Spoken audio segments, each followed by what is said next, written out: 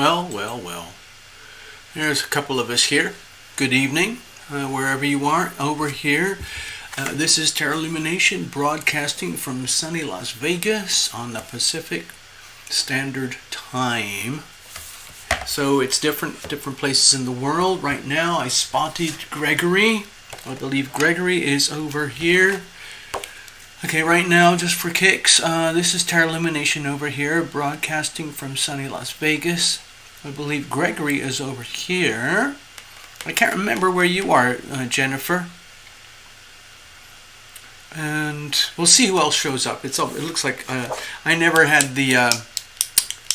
I kind of slipped up. I didn't send out the mass email for the Lumination channel, so it might just be a very quiet evening. We'll see. Anyway, so this is the Astrodoodle for today, right now, for the whole of planet Earth, right now. So if you think of planet Earth as an entity, and it has an astrology profile just like you do, just like I do, you could say this is the generic profile for planet Earth. So, I just want to run through a couple of things. First of all, let me say hello, just to let you know that I'm real and actually here. Okay, let's see. Yeah, there we are. Okay. Greetings, Mulsutton. Cheers, man.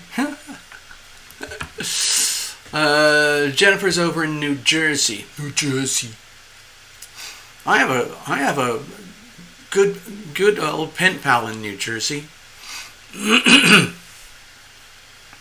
So, yeah. Humankind has been looking up to the stars since they had vision, you know? And astrology, the history of astrology goes back many thousands of years. And only in the last 200 years were they able to pinpoint and identify Uranus, Neptune, and Pluto. And I don't know if you've noticed, but I've been watching sort of these interesting channels and books about how human behavior and human evolution has changed dramatically in the last 200 years. The most obvious one is population. Massive, exponential growth in population, totally unsustainable, so who knows what's going to happen with all of that. We can go into some doomsday scenarios, or we can just look the other way, whatever it is. But it's starting to become more and more of an apparent issue across humanity. Anyway, a lot of people used to, well, people do, some people still do look to the stars for answers to questions, things that are beyond their understanding here in our mundane three-dimensional world. I know I use the astrology every day, and to me it's just like, you know, I have like a little weather app on my phone, and on my computer I keep weather apps as well, because I like to track the weather, because I do. It gives me an awareness of what's going on out there. I don't know if any of you noticed, but there's been absolutely cataclysmic weather happening across the world, including America. Okay? So let me go over here. Let's see, let me do that one again. Massive historical flooding over here in China. Monumental, way beyond monsoon type of flooding, destroying millions and millions of people are homeless now in some parts of China, mostly over here, and some parts over here. Millions of people, not just 20 or 50 or 100, millions and millions of people. Okay? And there are lots of big storms that have been happening all over Europe. England, France, Germany, Italy. And where else? A ton of crazy storms over here. Also, a ton of crazy storms over here and over here.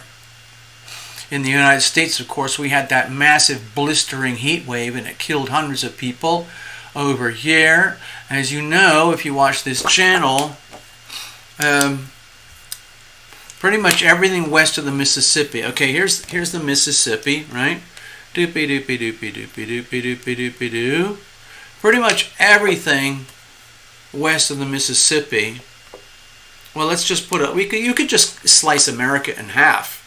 Over on this side, it's becoming more and more arid, and it's not just something like, you know, you might be suspicious. It's very, very obvious.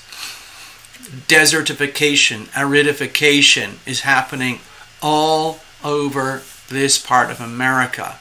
Farmers are being devastated. Crops are being devastated. Livestock is being devastated. Economies are being devastated. Families are being devastated because of aridification. Also, the deliberate purging of water supplies in California to try and destroy the what do they call it? The supply chain for the American food systems. Really bizarre, weird stuff going on. Most of it I can't really talk about on this channel, sadly, or else it'll get shut down. So there you go. But anyway, yeah, crazy stuff over it. We're used to, everybody on this side of America over here, they're used to all the crazy stuff, like blistering heat waves with 95% humidity.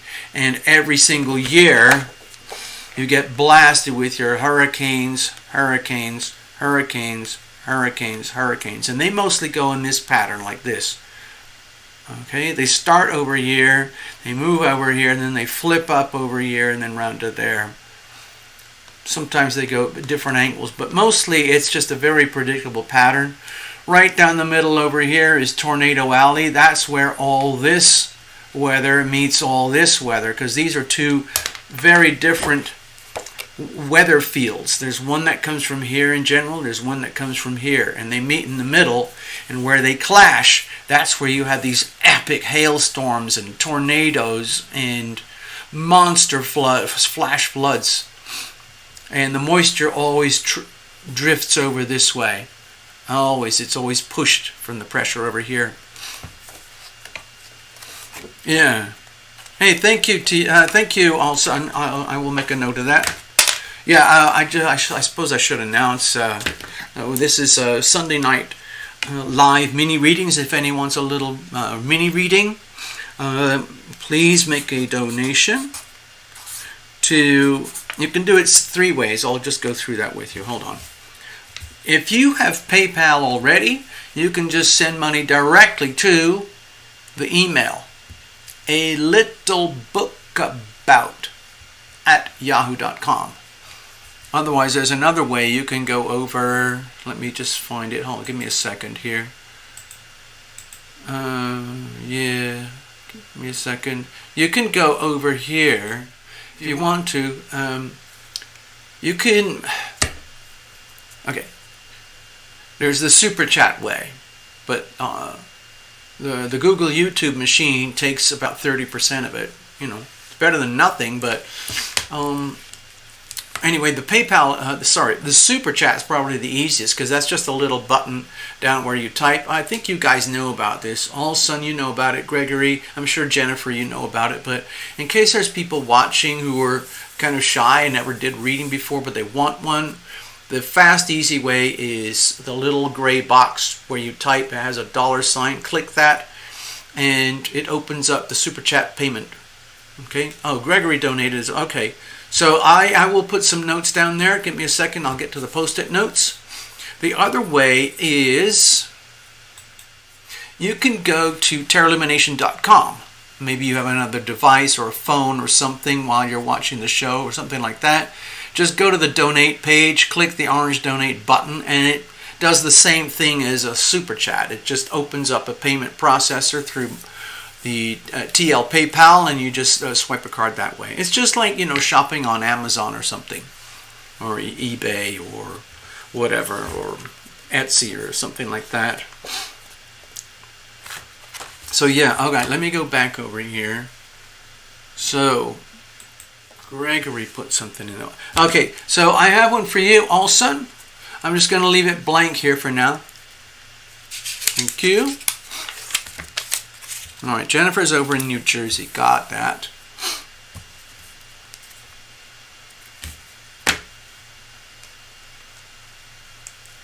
All right, thank you. And Gregory, I'll put this over here.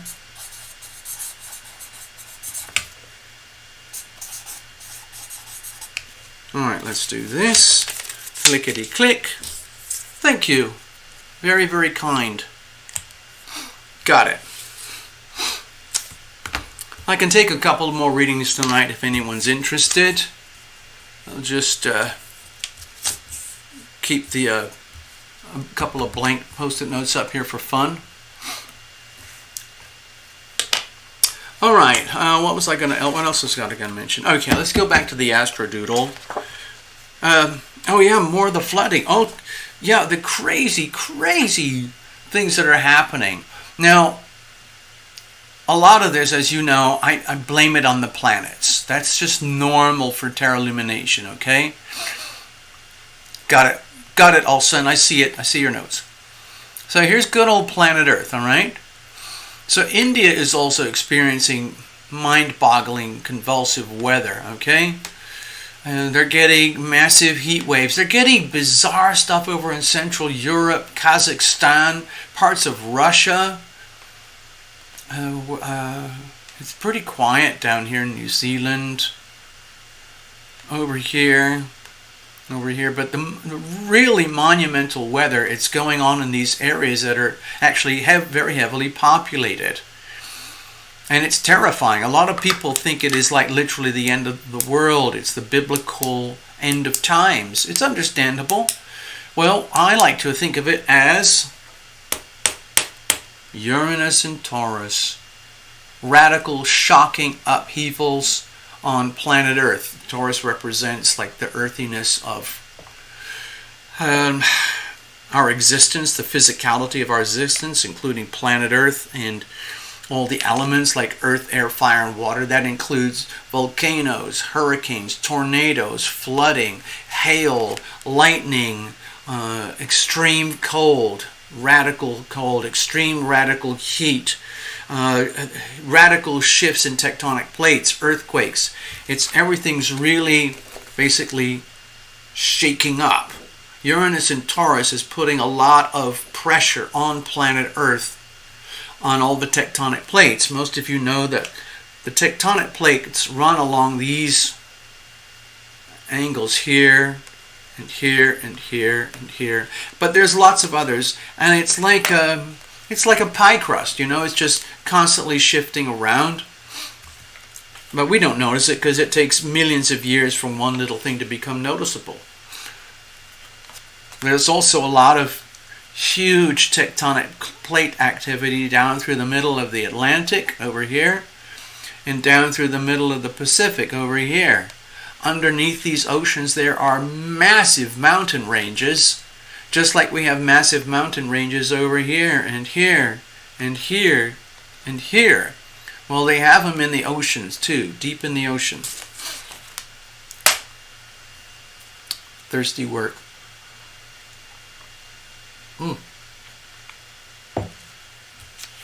So anyway, let me go to the astrodoodle for a moment. First of all, a couple of things to note. Actually, I should have put that on there. Let me mark this. Pluto is retrograde. It's going to be retrograde for months. Jupiter is retrograde. Saturn is retrograde. And Neptune is retrograde. Jupiter, Saturn, Neptune, and Pluto. Okay, so that is a super heavy-duty wall of retrogrades. Now, most of the time, your average human being is not going to notice any of this because it's just the frequencies are so outside of our conscious perception, you don't notice it. It's very different when we have Mercury retrograde over here. Okay, so here's Mercury. A lot of people across Earth are starting to recognize this pattern called Mercury retrograde. It's highly predictable, and it has all these classic symptoms and characteristics that are now commonplace knowledge on the astrology channels and so on, and anyone who's interested in metaphysics and the esoteric healing arts. But this is a very different world when you're going to Jupiter, Saturn, Neptune and Pluto retrograde. Those planets are far, far, far, far out in the solar system. And the farther out in the solar system from our Earth, the harder it is for us to understand or integrate those energies. At the very, very far reaches of our solar system, of course, we have Pluto. And in the way I do astrology, that represents some of the deepest aspects of the soul, which also typically correlate to the parts of us that are the least understood and the least integrated into our waking three-dimensional consciousness. But it's still there. Saturn is very well known because it's one of the visible planets, okay? Like Sun, Moon, Mercury, Venus, Mars, Jupiter, and Saturn, okay? Sun, Moon, Mercury, Venus, Mars, Jupiter, and Saturn are all visible from Earth. I have been lucky to see, I believe, every single one of them at some point. And Saturn was considered pretty much the end of the solar system because that was as far as we could see with the naked eye. And so everything that's bad that happened on planet Earth used to be blamed on Saturn, the planet of karma, the planet of, the Grim Reaper. And every time human beings screw up, the Grim Reaper comes in and punishes, okay? But that's Saturn, and Saturn has a very famous cycle. It's called the Saturn return. It takes about 30 years, 30 years for Saturn to go a full loop. So everyone has Saturn in a return if you live to be 29 and a half years old or 60 years old, something like that, or 90 years old. It's roughly a 30-year cycle. You will have those cycles in your life, okay? Jupiter also has returns. Those are every 12 years, okay? And Neptune, but that's out of reach. Neptune is like 147. Uranus is 84. This is actually measurable in one lifetime. It is possible to measure a Uranus return in one whole lifetime if you live up to 84 years old. If you live up to 90 years old, you will get a third Saturn return. It's amazing. Hello, Ivona. I see you. Anyway, back to tonight. What we have right now is these 4 retrogrades. Jupiter, Saturn, Neptune, and Pluto. They're all retrograde. So what they are doing is they're basically forcing planet Earth and humanity to grind back through itself just the same way that, when they're, what's the way to think about this? It's like when, sometimes it's like when they do those massive clipping of the lawns.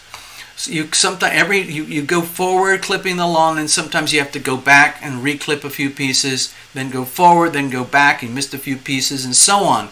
So it's like a journey that goes like this.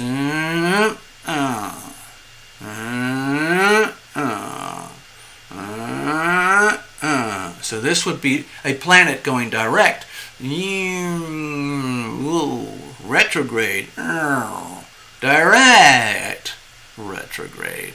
Direct. Retrograde. And so on. And every time it goes retrograde, our soul feels it's like, oh, I'm having to go back over old ground, or review, revise, remodel, improve, re-examine, repair, the things that we glossed over while we were going direct, okay? Anyway, that's if anybody wants to get into that properly, obviously book a private reading. I still do those. So the reason I'm pointing this out right now is because this is a serious wall of retrograde. So it's like having a huge tide on the ocean, and the tide goes far out, and it's like 4 waves simultaneously sucking backwards, okay? It's like riptides, and then eventually they're all going to come back. But it's a very long, deep, slow process. And guess what's going to happen in August? I will show you. We're still going to have Jupiter, Saturn, Neptune, and Pluto, but we're going to add Uranus to the mix. So about a month from now, there's going to be a serious pullback in whatever aspect Uranus touches your life and your world. So on planet Earth, for example, there are going to be very noticeable, I think, convulsive events going on in planet Earth with like weather and climate, perhaps more drought, volcanoes, more flooding, or whatever it is, all those crazy physical planet-related events, but also in the global financial system. Okay, this is the second house of money. Uranus is the planet of awakening, shock, awe, revolution, freedom. Uranus is demanding radical upheaval in the global financial system. It is demanding freedom for we the people, and to unshackle ourselves from the crippling, suffocating slavery of the plutocracy and the banking system that controls the global finance system already. It's going to become very, very disruptive, okay? So that's going to show up in the markets. It's going to show up in the stock market. It's going to show up in banking. It's going to show up in cryptos. It's going to show up in the news. It's going to show up on the broad scale, like global political revolutions and upheaval. Now, on this particular chart, I guess I'm just going to do it, okay? Technically, you see the angle of Saturn here is a fair bit out from the angle of the degree of Saturn and the degree of Taurus. They're not in a hard square, but to me, in my form of astrology, I say there's enough tension here to add a red line. Okay? Because this is not going away. Saturn is retrograde in Aquarius. Saturn is testing humanity with itself. How humane is humanity being to itself? The more and more inhumane that humanity is being to itself. In other words, a small elite group of people are basically operating these extremely oppressive and, I would say, dark, evil agendas against humanity. And of course they will suffer, and humanity is being tested. So it's interesting that Saturn is in Aquarius. Aquarius is ruled by Uranus, and Uranus is in Taurus, okay? Anyway, I was going to forget it.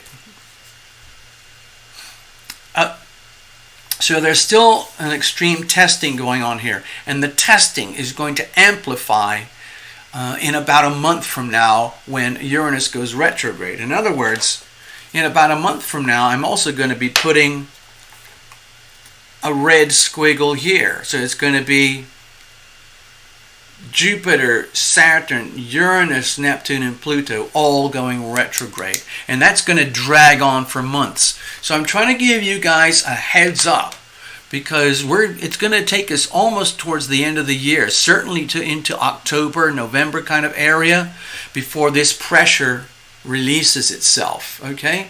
So basically, humanity is being tested at the very, very depths of its essence. And what's happening is a lot of squalor and evil is being exposed as we reveal it to heal it. You know how I talk about you got to reveal it to heal it for the individual? Like if this was a personal reading, a private reading, and this was your personal profile, I would be looking at the 12th house, for example, for looking regarding health issues and things like that.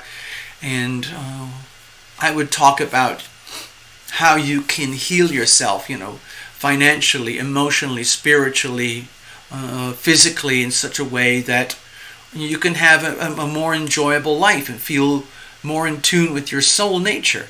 But the only way you can do that is by the revealing for the healing. And so that's one of the important themes about my channel here. So what's happening is, once we have Pluto, Saturn, Jupiter, Neptune, and Uranus retrograde, that's like going into a hospital and getting an ultra super deep diagnosis. It's like getting a colonoscopy at the same time as x-rays, at the same time as brain scans, at the same time as heart scans and heart pressure testing, lung scans, blood scans, all of it. And then all the psychological, emotional evaluations to do with integrity and trust. I mean, it's going way, way deep. Humanity is being forced into a deep, deep period of diagnostics. And it's going to come out the other side. And there's going to be like a health report. And a lot of it is not going to be pretty. Some of it will be fine. Some of it's like the people on this channel. You're here. That means you're taking a conscious, deliberate, you're literally dedicating time and energy to your welfare. I know it sounds crazy because I'm not a real doctor. I'm not an MD. But most of what I do is sort of like a healing process. And pretty much everyone here who comes to the channel operates at those kind of frequencies. Otherwise, you wouldn't be here. So you understand the basic principles that I'm talking about already. Anyway, we can all help each other in this process. You guys are helping me by putting donations in, and then I return by offering these readings and so on. Queen of Water. Deep rinse cycle. Yeah. Yeah. So that's kind of what's happening right now. All right, let me get back. Hold on, I just want to say hello briefly so you know I'm here. Yeah. Sorry, let me get my little beverage. I'm going to go back to the Astrodoodle in a minute, but I just wanted to say hi again. Cheers.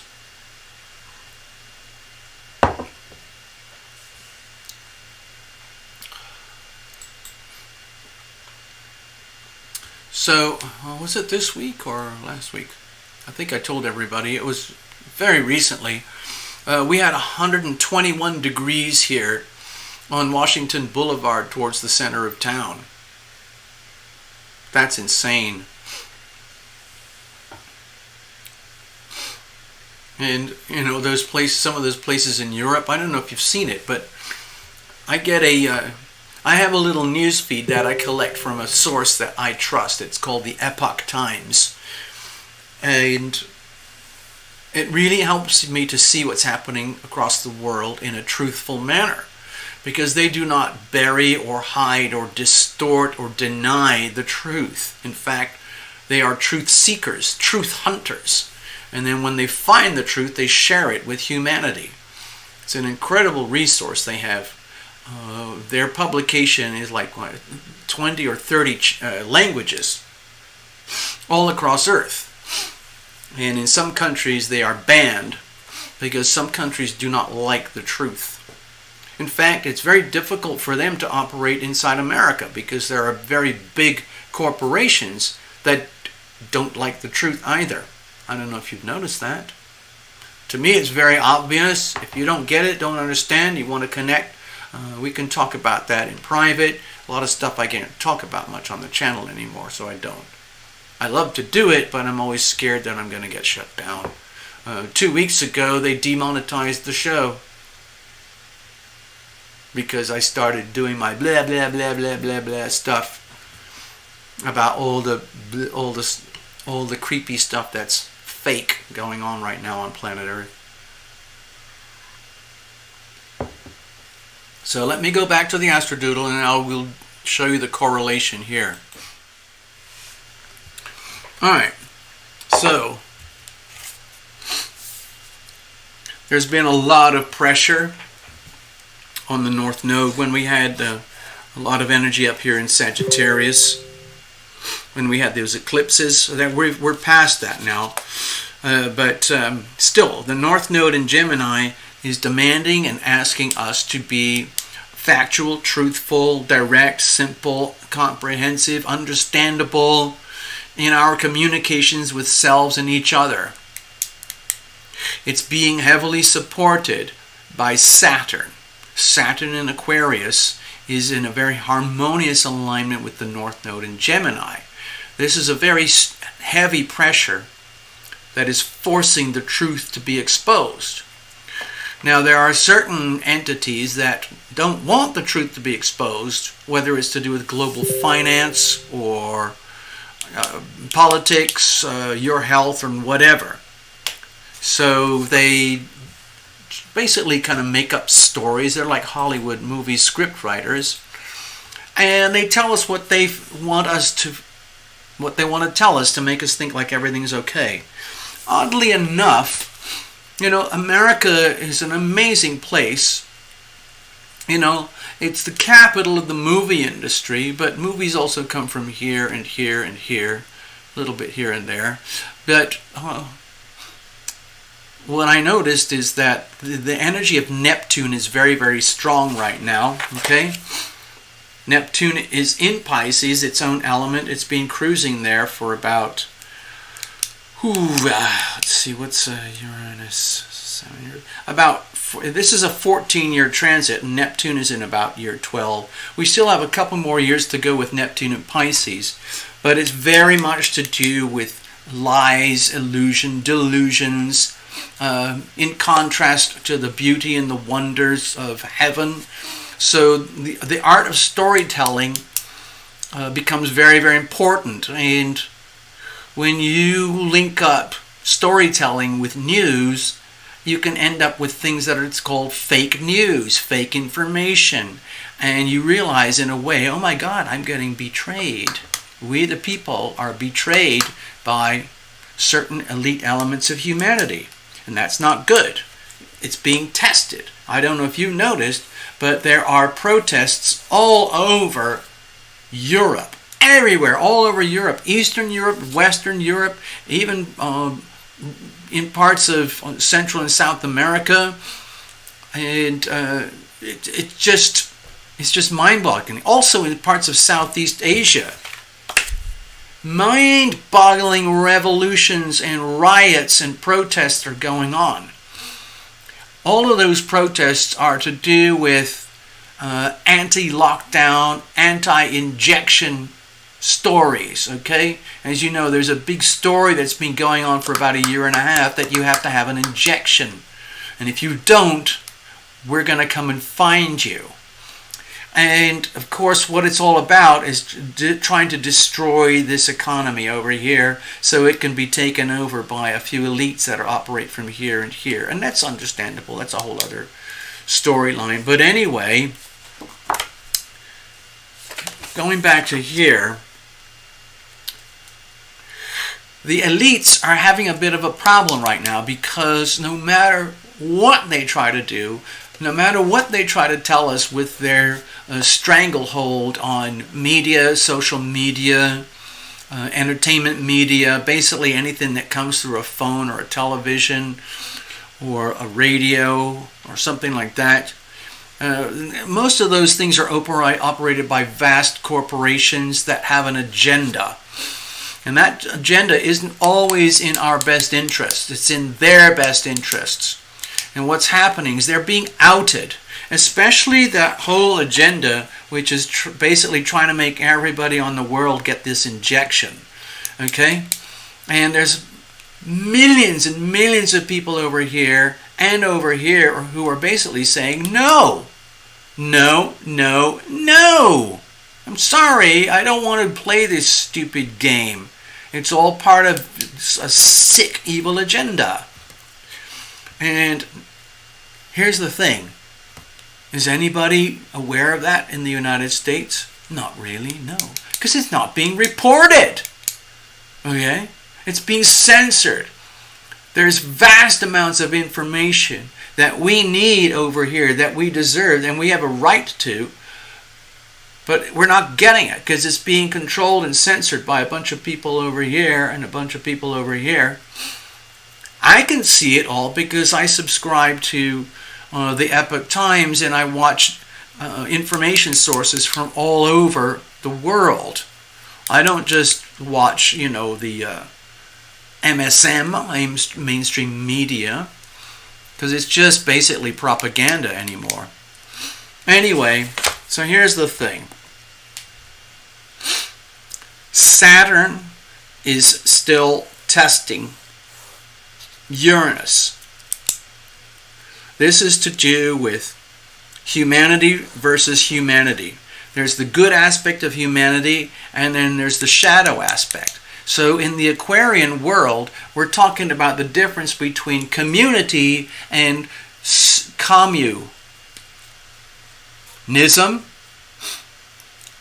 It's all comes under the same umbrella, but one is the shadow side of the other. One is very evil, and one is very wholesome. Are you aware that there's a difference? Because it's happening right now. So Saturn is testing Uranus. Uranus is testing Saturn. And what's happening is that it's mostly to do with the global financial system and the global infrastructure, to do with what I think they're calling it supply chain disruption. So that's everything to do with like food, crops, farming, food processing, cattle, factory farming, wheat, corn, soy, fruits, vegetables, avocados, almonds, tomatoes, chickens, cows, pigs, turkeys. All of that is being heavily disrupted. And it's part of a test.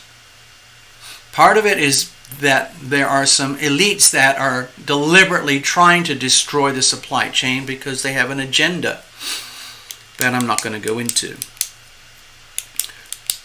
But there are healthy ways to live and operate. We don't have to be victims. You don't have to live on a debt farm forever. You don't have to live on a slave camp forever. Okay? So it's being tested. This is a very high pressure test that's going on right now.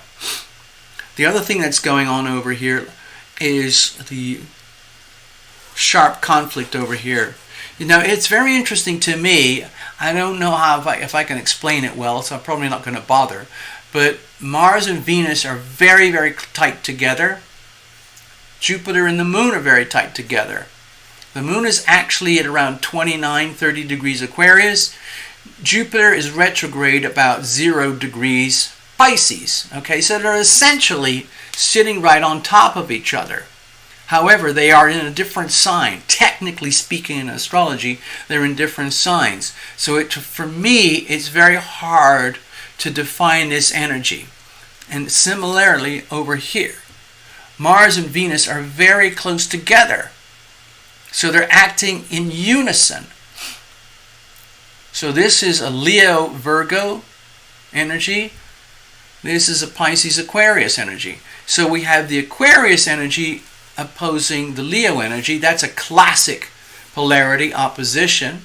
And we have the Virgo opposing the Pisces. That's a classic opposition. But they are so tight and so close, I might as well just draw this as one big fat red line. How to interpret it?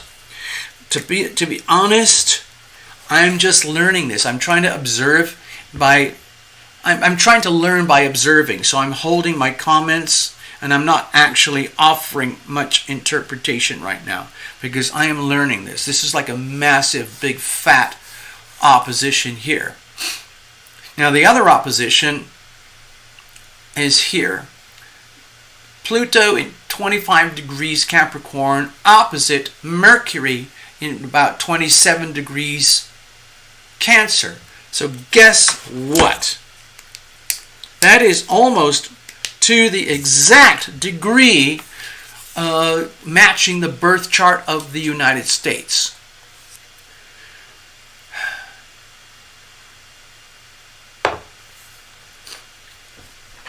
I see this playing out in terms of corporations versus the little people, banks versus the individual, bankers and Wall Street and the Federal Reserve and the federal government, as opposed to we, the people. Everybody over here, this is just America. Mercury and Cancer. America just trying to do business, day-to-day business. All we want is fair trade, honest money, truth in our actions and activity. And we want the reciprocal from the people who supposedly provide the infrastructure for all of that to happen. This is the energy here. This is like the energy of creative destruction. The sun is still so close here that I am kind of really fudging the interpretation. The sun was over here in Cancer just a couple days ago, all right? So that had a very strong American theme here. So I'm just going to do one little thing. Just bear with me.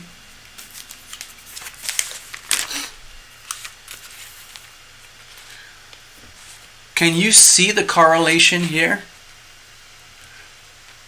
America is born with this massive polarity. Pluto, 27 degrees Capricorn. Mercury, about 27 degrees retrograde in Cancer. That's a massive polarity. And it was almost conjunct the sun. So in the United States, we have this massive polarity, push-pull energy between creative destruction, between the glory and the wonders of the individual in America, like the American dream of having your own home. And yet over here, this is the energy of absolute plutonic, oligarchic corporatocracy and control. And what's happened over the last Pluto cycle, which is rapidly drawing to a close at 2023, 2024, is that America and Americans are discovering that we have allowed ourselves to become screwed by ourselves. We, the people, are screwing ourselves. We have allowed our elected officials to screw us over in a way that appears awesome for we, the people, but in fact we're being treated as factory farming animals. Okay? And it's time to wake up and say, hey, wait a minute, there's something wrong here, okay? It is we the people who conduct honest day-to-day business transactions, Mercury, between ourselves and each other, and in fact with the rest of the world, that generates the amazing wealth and abundance that we have, based on the axis of freedom and the right to be happy.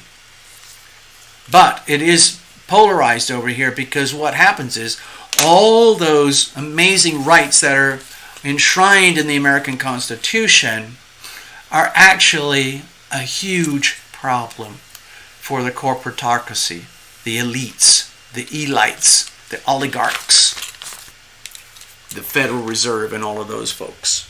So we are witnessing a war. This is like a war between corporate America and we, the people, the little people, just the average citizen. Now, the people at the top of the corporatocracies over here, they are citizens just like us, but they are not average. They are in positions of extreme wealth, money, power, and control. And all they want is more and more and more and more. And the way they get more and more and more is by farming us. I don't know if you're aware of it, but I don't know. I could talk for hours about this, but basically, if you're not aware of it, we, the people, have been farmed. We are being farmed like debt cows. And it's time to wake up. You don't have to live that way. That's debt slavery. That's debt trap lifestyle. Okay? It's very, very sinister. Anyway, there you go. I'm going to put this aside for now. I've started to rant and I have to be careful. I can't afford to get into too much trouble. Anyway, I'm doing what I can, because I'm just like you guys. I'm just trying to figure out how am I going to survive in all of this. Cheers, everybody.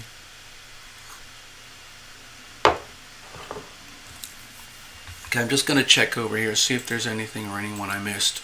Okay. All right, so there's a couple people here. So what I'm thinking is, thank you for letting me rant for a while. I didn't see much on this screen of the chat, so I guess people were just like eating their popcorn and just watching and listening.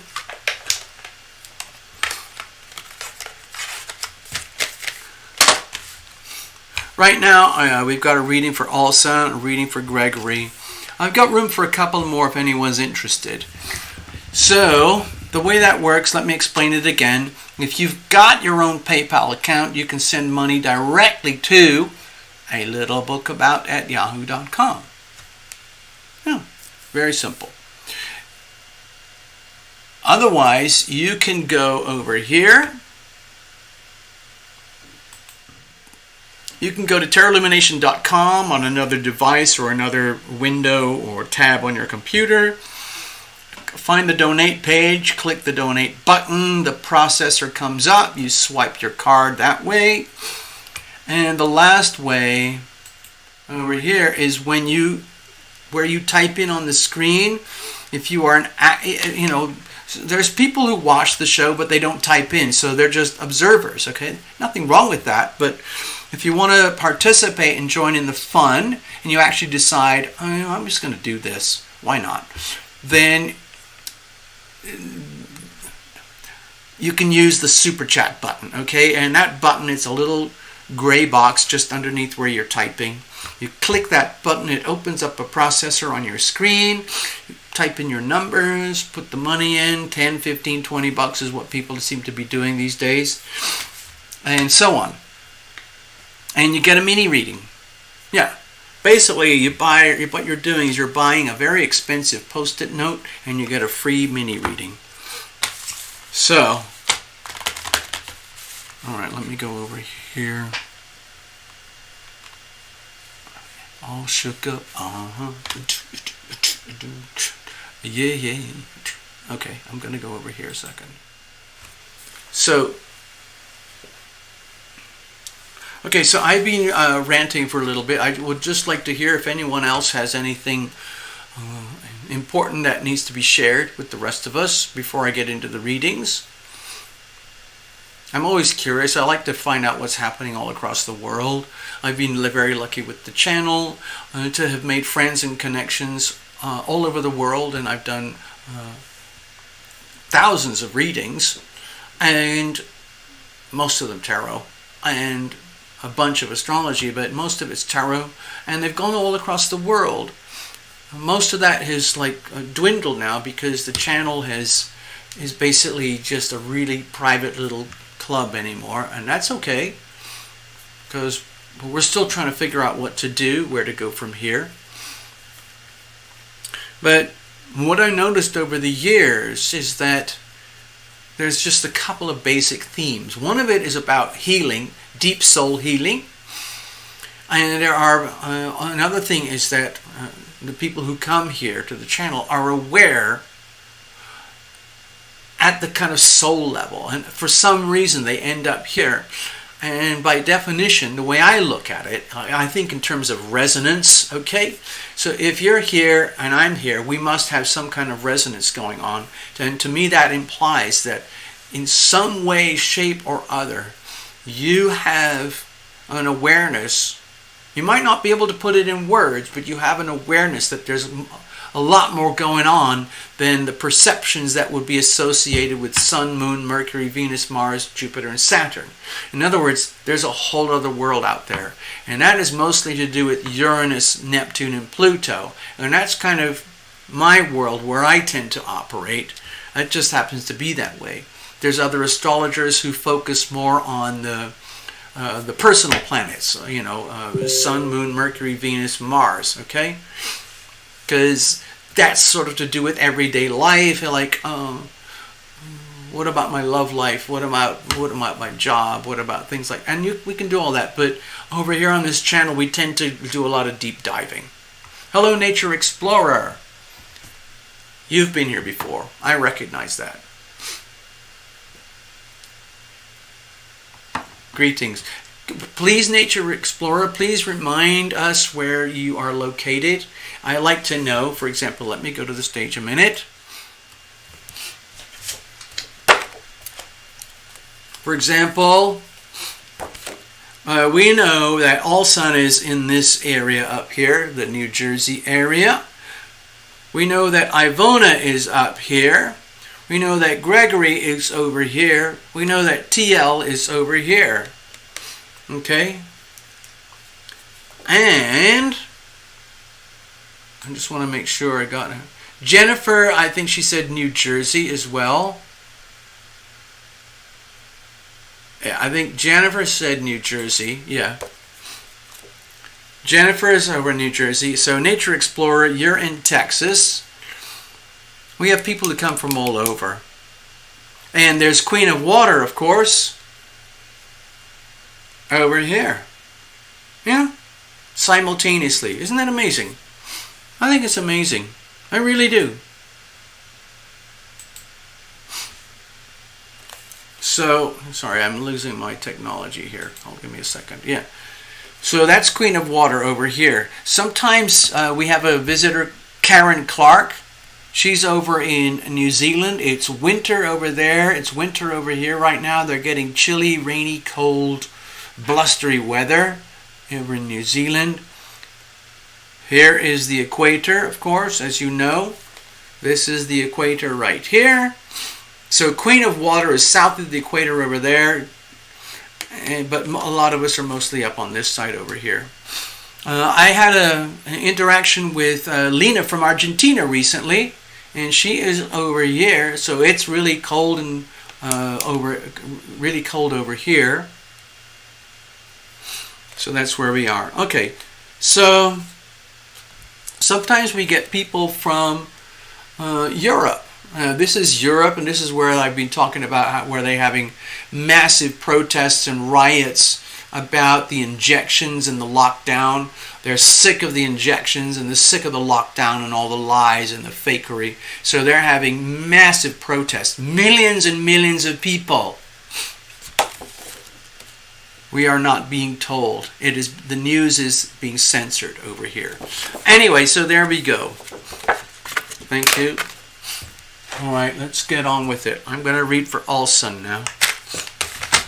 Now, it said earlier, also just wanted to generic, whatever comes up. Okay, that's good. What do I need to know? Thank you. Okay, got it, All Sun. What do I need to know? That's actually probably the very best thing you could ask from a tarot reading. What do I need to know right now?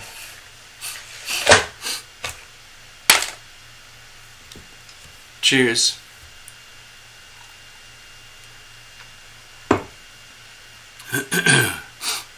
Nature Explorer over there in Texas.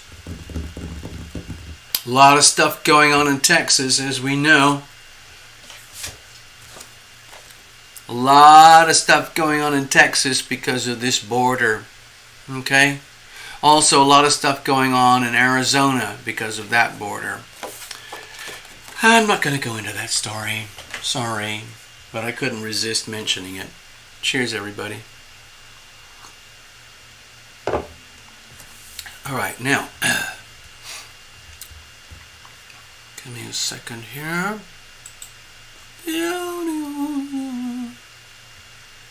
Give me a second.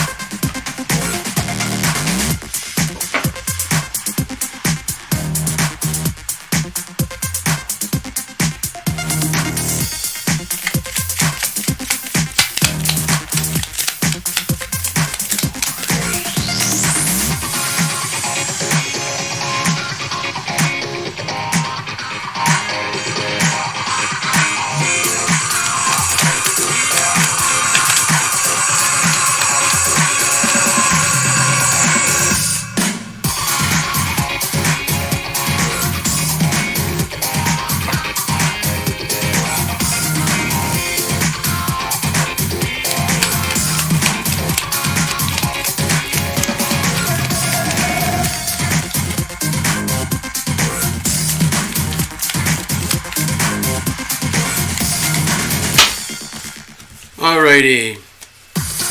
Okay. There we go. Just needed a bit of inspirational music to get us rolling. Thank you very much. Hey, Necessary! I see you. Hey, Nature Explorer, what part of Texas? I've actually been to Texas a couple of times. I've been over in Houston. As some of you know, Tina Miller is down in Houston over here. Somewhere near there. But I've also been over here on eastern Texas.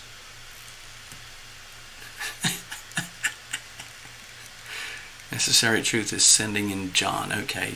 Obviously, we want some sensibility and order here.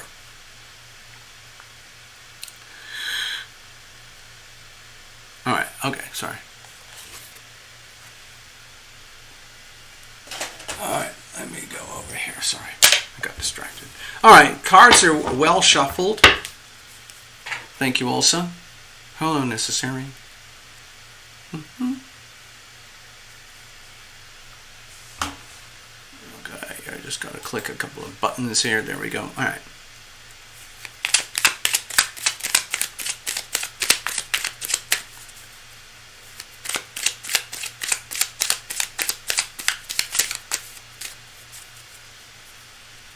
All right. Bless this deck. Bless every single card. Bless this channel. Bless all the cameras and the lights and the technology, all the multiple softwares, the multiple platforms, the microphones, the lighting, cameras. I think I said that. The electricity, all the cables, the internet, the providers, all of it. It's funny, like, you know, how we, well, not we necessarily, but I every now and again I like to rant about the things that I don't think are very healthy and wholesome with what's happening on Earth right now. But the thing is, we're all living in it. We're all living in this thing that, whether we like it or know it or not, the whole of planet Earth has turned into a massive debt farm. Okay? It is owned and operated by the owners and operators of the debt farm. And they have refined their business model to the most incredibly powerful, effective, let's say, farm in history, in human history. And they're scared that they're going to lose it because there's enough people who are starting to realize, wait a minute, I don't want to do this. I don't want to be a debt cow on a debt farm. I don't want to be a debt slave on a slave camp. People are waking up. Humanity is waking up. There's 7.5 billion of we the people, and most of them are operating on the extreme margins of survival. Okay? We might think we have it pretty rough here in America, and it's true. This is a country of extremes. If you look at the Pluto solar axis, the United States is a country of extremes, and so it shows in our history, our behavior, in our success, in our failures. It's mind-boggling. It's very, very extreme. But like it or not, America is still like a beacon of hope for humanity. So we got to get this thing working. This thing here is very, very sick. Okay? We have to heal this thing. We have to reveal it to heal it. So over the rest of this year and up to 2024, there's going to be a lot more revealing for healing. And anything and everything that is sick and perverse and unwholesome will be revealed, and then it's just up to the people. What are we going to do about that? In other words, rise up. Do you want to continue to be a debt cow on a debt farm? Are you okay with that? I'm not. Okay. John wants us to focus. Okay. All right. Gotcha. Got it. All right, so we've done a little kind of miniature blessing. I'm just going to do one last. It looks like we're only going to get 2 readings tonight. Oh well.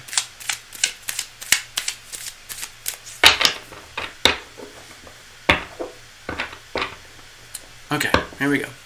So also, this is just completely wide open. So I'm going to do a nice gentle cut here. And we are going to trust in the will of heaven. And we're going to trust in our invisible friends. And trust and believe that we are guided and we are protected. Okay?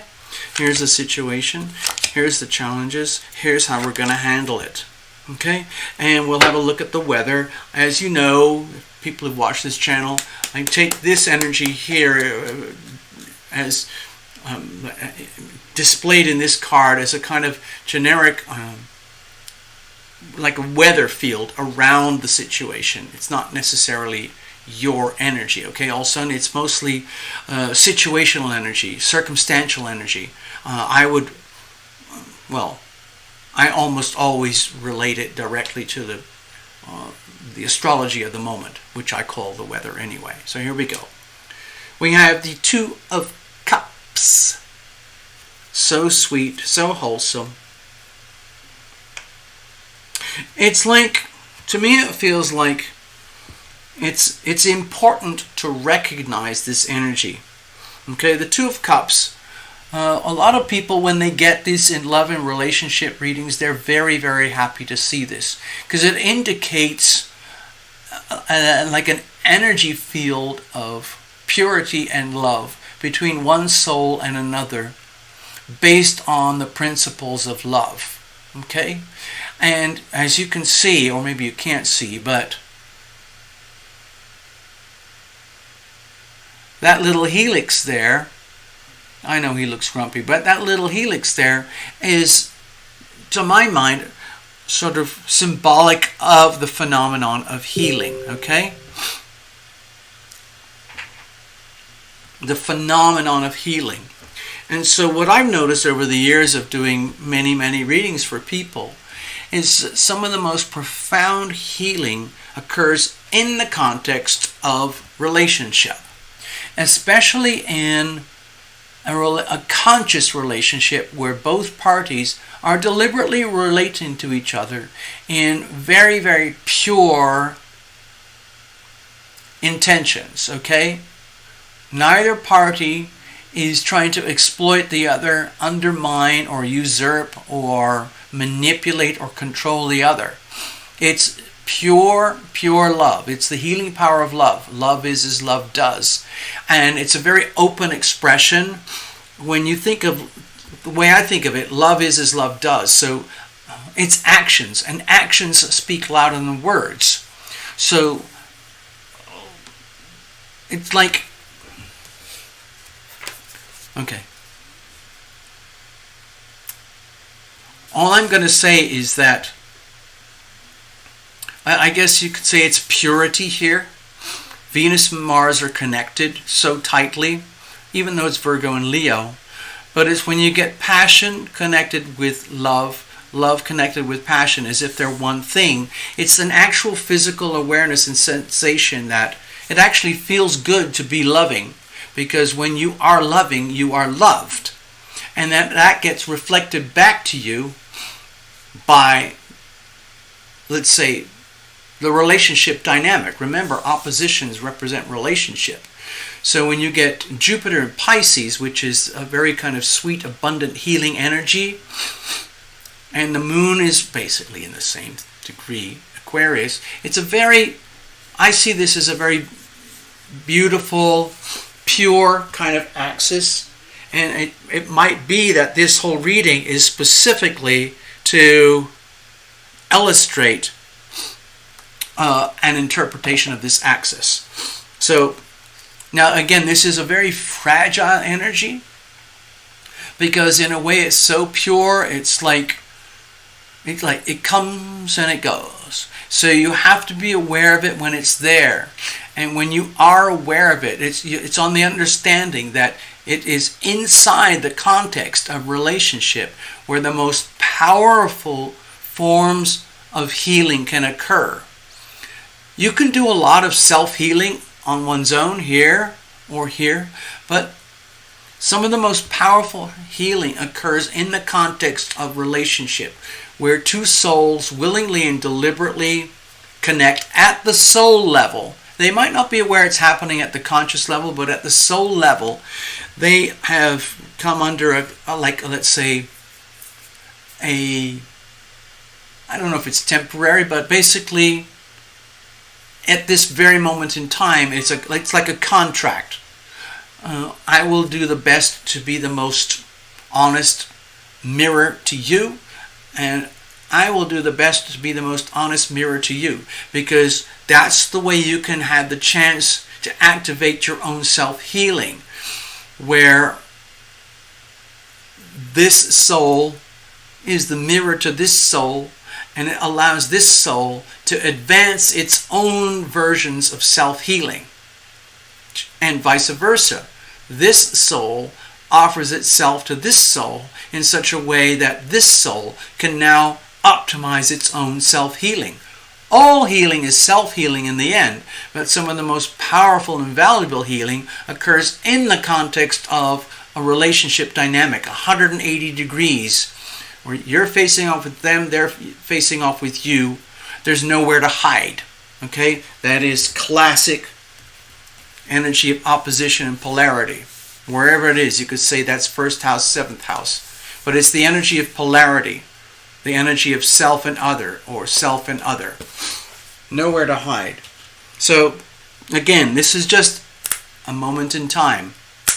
Just like looking at the weather. You're looking at a beautiful sunset or a cloud or something. It's there.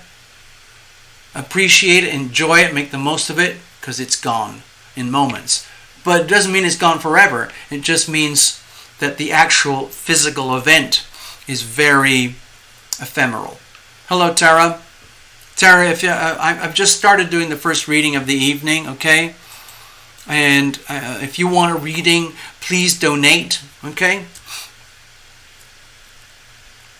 Donate PayPal to littlebookabout@yahoo.com, or go to terralumination.com to the donate page, or donate through Super Chat. Anyway, Tara, I just wanted to say hi. I see you on the screen. Hi. All right, so what's the situation? Oh, wow.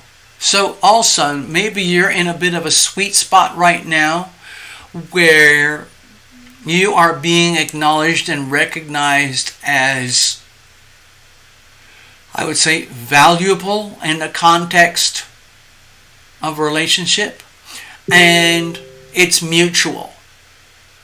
You are recognizing others or another as valuable in the context of relationship, to the point where it needs to be openly celebrated and shared with humanity. In other words, this is no longer a private situation. This is something where, for better or worse, you might be realizing, like, wow, I'm at a pivotal point in my life. Okay, remember, we just had a full moon. Okay, the sun was in Leo, the moon was in Aquarius. Okay, we just had that. The sun is in Leo, and the moon was in Aquarius over here. The moon is over here now, but it's still in Aquarius. Anyway, that was a full moon. It just happened. Okay, we just came out the other side of it. So full moons are kind of like a culmination where things come to the surface. So it looks like here that there's something sweet and loving that deserves to be celebrated and open and shared publicly, and in a way that acknowledges openly between yourself and another, and between the other and self, that you are, let's see, it's like, to me it feels like coming out of a period of darkness where, you know how, hold on, sorry, I have to get personal here, sorry, Olson, let's do this, okay? So Olson, what I'm sensing here is that, again, it's like with the energy of oppositions, whenever I look at a very, very strong polarity in a chart, whether it's the personal chart or the astrodoodle for the day, that energy is very, very strong right now. There's two planets opposing two planets in a very, very, very tight opposition. And I'm relating your mini tarot reading to that polarity that I see in the astrodoodle. And to me, it's correlating very strongly with the Two of Cups and the Four of Wands. To me, it looks like a moment to set. Basically, it's important to set aside a moment in time where no matter how hard it's been, no matter how tough it's been, think of like the energy of Thanksgiving, think of the energy of harvest. It takes a huge amount of work to get to the moment of harvest where everybody can celebrate and sit around a table and enjoy the harvest, okay? It didn't just magically appear out of air. It took a whole year of planning and shrouding and growing and everything to reach that point. Yeah, we can do that.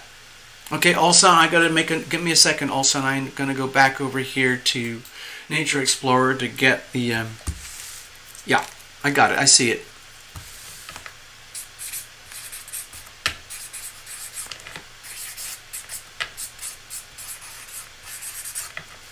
Okay, you got it. There you go.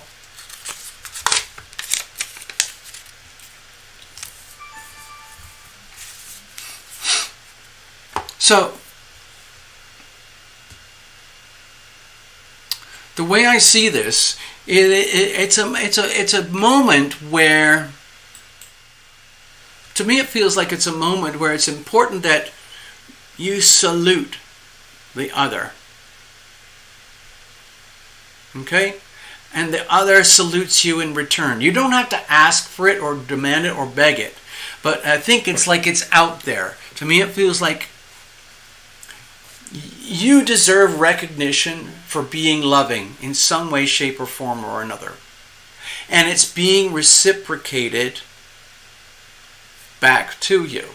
And that needs to be recognized as well. And I see that very strongly in the Two of Cups. So you, along with all your gifts and power and strength and wisdom and all your fragilities, in total, you are a human being. Okay, there's something really, really weird happening with the software right now. Like it's out of sync. Give me a second. I'm not sure what's happening. It might be the internet flow or the signal flow. I'm not sure. I have to check. Oh, let me go over here. Let me try this again. No, it's really... Okay, everybody, I think you're just going to have to put up with this, but there's some kind of weird static going on with the softwares.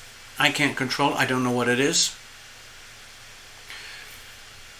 Anyway, back to my point. The Two of Cups is a very gentle, pure, fragile energy. But it's real, and it exists, and it's here because it wants to be acknowledged and recognized, okay? It's like this. I salute you. And it's reciprocal. The other party is like, I salute you. And to me, that salutation embodies everything that you need to know. And that everything that they need to know. It's about mutual respect, mutual appreciation, no matter how rough things are. Because when we reveal it to heal it, by definition, we're going to encounter pain. Okay? How many people actively go out and seek a colonic? You know, some people do. How many people want to go out and get injections and go through the healing process? A lot of people avoid doctors and healing in general because it means they would have to face up to certain things that they'd rather not deal with.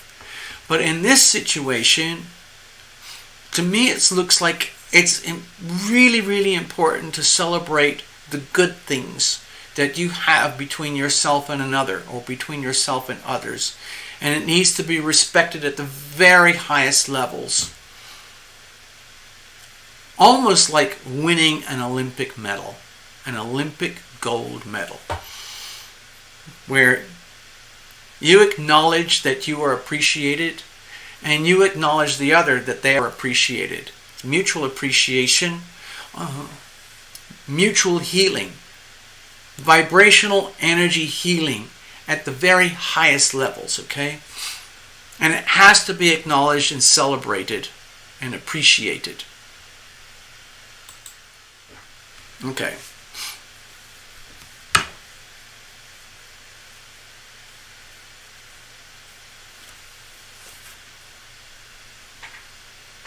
Okay. All right, now what's the problem? Let's have a look. Okay, it might be awkward. Okay, I've got the World card, okay, also. So it's an indication that, you know, sometimes you get these beautiful, like, movie endings to a situation. And then suddenly you realize, oh, wait a minute, it's part of a trilogy, or there's a part 2.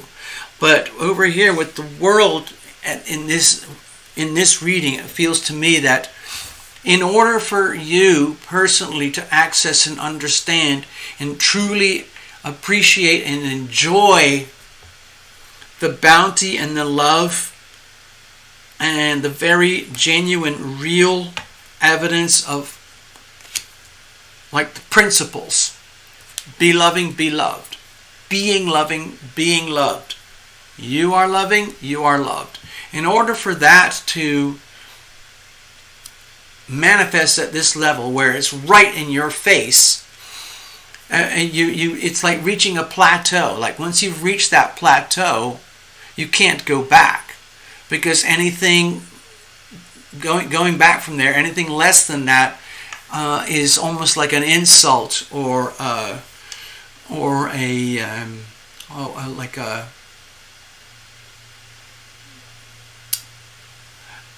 it's like a lie or something. So you end up in a situation. Wow, it's just like these are very, very supportive energies together, but it looks to me like it's life changing, and it's life changing in the way that, oh my God, you know how some people come together for healing. Okay, they have what I would call a healing relationship, and it's very profound, and then it reaches its culmination where I am healing, I am healed. I am healing, I am healed. You are loving, you are loved. You are loving, you are loved. And so it's almost like there's 2 ways it could pan out. It's like celebrating the end of something beautiful where a lot of deep soul healing has occurred, and it's like a chapter in your life, and it's reached its culmination, and you say, okay, well, that's it. I was here for you, you're here for me, but our purpose is now served. It was based on a very pure, loving intention, and no matter what pain and suffering occurs as you reveal it to heal it, it's ultimately for the best. Best for you, best for the others. But to me it looks kind of life-changing. So the next way you could look at it is that, like, oh my gosh, wow. It could mean the end of life as you know it, and the beginning of a new life that you have never experienced before. You might have had something similar, but with this World card here, I guarantee whatever happens, if you look at this as a time stamp, okay, think of this reading as fixed in time, okay, it is the 25th of July, 2021. There's life before, and there's life after. It's like after this reading, there's no excuse. You cannot avoid, you cannot not acknowledge the goodness that you've experienced. So the question is, what do you do now? Do you go forward and create something completely and utterly brand new that you and others have never experienced before? And it is in this lifetime where you go on that adventure. So it's a very, let's say, a life-changing kind of energy. But it does mean saying goodbye to almost anything and everything that you've known at the deep, deep soul level. So I think what's happening here is that this is like a culmination point. We just lived through the full moon. So this axis here was actually just over here the other day. But it's still a very strong energy of polarity simply because of the degrees of the planets. So that's why I think this reading is unusually strong and kind of like a timestamp. Like there was life before 25th of July 2021 and there's life after. So it looks to me in some way or another there's some kind of very deep, profound, but subtle shift that's going on where there's no going back to like the old life or whatever this is or whatever this was. So if this beautiful thing is ending, then so be it. Or if you're terrified that this beautiful thing is ending, then so be it. But it's all part of your history. It's all part of your evolution. There's no point in being frightened of it. It's more about embracing it. So it might feel like a huge question mark with the World card here. Does this mean the end of life as I've known it, in terms of physical circumstances, and the start of something new? Yes. Is that a scary thing or is that a beautiful thing? Well, that's a whole other question. How are we going to deal with this? Okay. So with the 9 here, the Hermit, it's an understanding that, okay, to me this looks very simple, okay, also.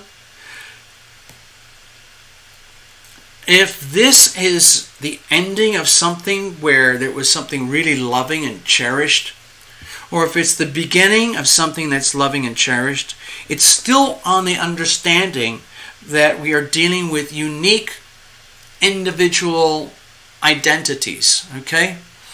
For example, there's you and there's the other. There's the other and there's you. Now, a lot of people, when they consummate a relationship, they merge into this one thing that you could call the relationship. When I do personal readings, I could go into that a lot deeper, but for tonight, right now, what I'd like to indicate here is that in the context of relationship, no matter the degree of merger that happens at the deep soul level, it's still very important that we reintegrate back to our own unique selves. And so it's like being in a situation where, wow, knowing and learning what it's like to be in a state of complete soul merger with another, and vice versa, someone in deep soul merger with another, so in a way that's mutually beneficial, and that needs to be openly declared and shared, and then realizing like, wow, that's beautiful, what do we do now? Okay, I'm going to share something personal, okay, also, and I hope you don't mind, but this is about the only way I can describe it. Because I've had a very kaleidoscopic and nomadic existence. Cheers, by the way. I'm relating to this reading in a very personal way from many years ago when I was in a situation that was very much like the Two of Cups. It was a deeply loving situation. It was very mutually beneficial.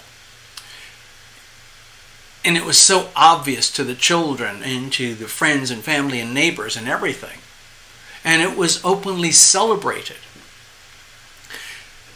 But this situation was on a clock.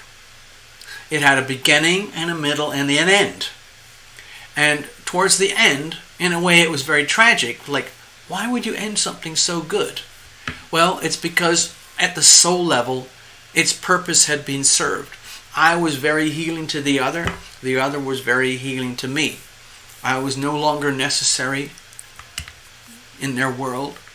They were no longer necessary in my world. I was released, okay? And that was like the world card where like, oh my God, it's the end of something that was so full and so complete. In the beginning of something that basically looks like a vacuum, a complete blank slate.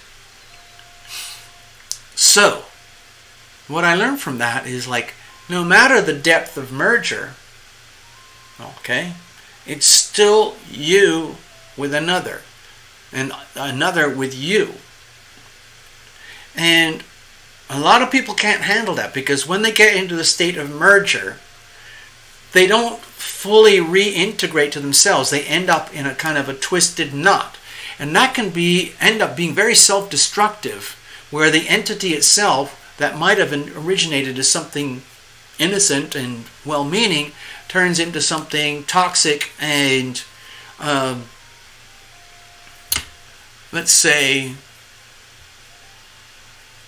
another form of learning, but it's through pain and suffering, okay? So what I'm sensing here with this reading is that whether you're consolidating something that's really sweet and you're acknowledging and respecting it and you are formalizing it, bringing into like, wow, this is freaking awesome, and it's mutually openly shared, that's great. It needs to be recognized and shared. But it's also, there's a timestamp there with the world card. Something is basically over. And that means something is beginning. By definition, you can't have one without the other. So that's what's happening right now. So let's say if something's over, it still requires a deep, loving respect to other and other to you.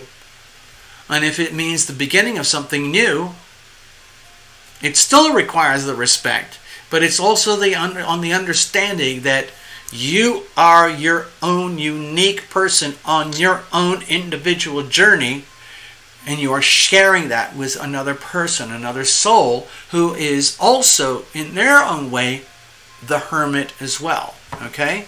I hope that makes sense. Let me go over here. So the way to handle it, let's say, for example, if this is very polarized. It's either like something that is being cemented after being recognized as good, and now it's time to share it openly and make it more public. But either way, it's still you. It's still your own solitary journey, okay? And it's the solitary journey of the other. It's the understanding that you are you and the other person is themselves, okay? And if you try to dissolve yourself into them in order to escape you, if you're trying to outsource your life to the other, if the other's trying to outsource their life to you, that's not going to work. So it's a requirement of having to maintain a high degree of individuality, singularity, sovereign self, to the point where you might feel very frightened or lost, even in a very loving relationship dynamic. It's still you and the other and you. But that doesn't have to be a frightening thing. It can be literally the method and the pathway by which you discover your own journey. In other words, you end up, it's almost like, imagine two hermits together, where you end up providing a guiding light to another, and another provides a guiding light to you. But you're still unique individuals, okay? And that has to be respected. So in a way, this reading is inconclusive because this is like an either-or situation. Either way, either or, whether it's the beginning or the end, you still have to operate at your highest levels of integrity in selfhood, sovereign selfhood, to the point where it might feel lonely. But that is the essence of the journey anyway, because we are all ultimately unique. Thank you all, son. I hope that helped you. I was trying to do a very kind of serious reading because this felt so jolly and fun and lighthearted, but these are very serious cards over here. So I tried to balance it out. Hello, Gregory. You're up next. Nature Explorer, you're after Gregory. All right, let's have a look. Cheers. All right, I'm going to do a little bit of a shuffle, shuffle, shuffle. Give me a second here. Okay. And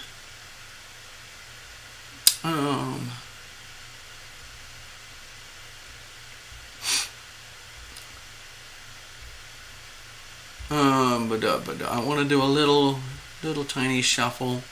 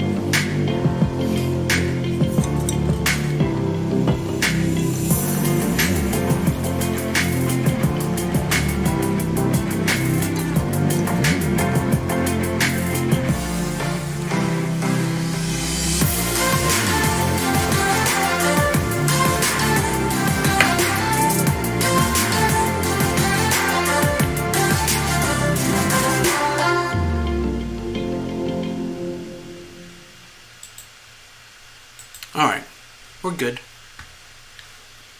Hello, Maria. Greetings. Thank you for dropping by.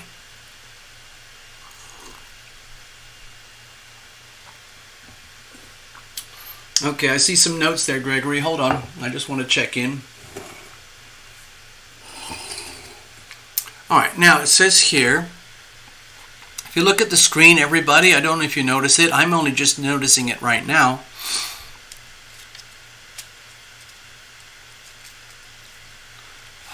So I have to scroll back to the chats because it looks like we're talking about Gregory's mom who passed over.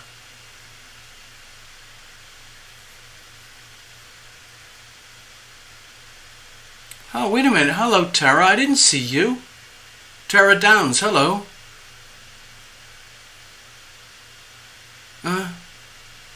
He's Cancer, I'm Sagittarius. Has he got a bad intention? I have a bad feeling what's going on.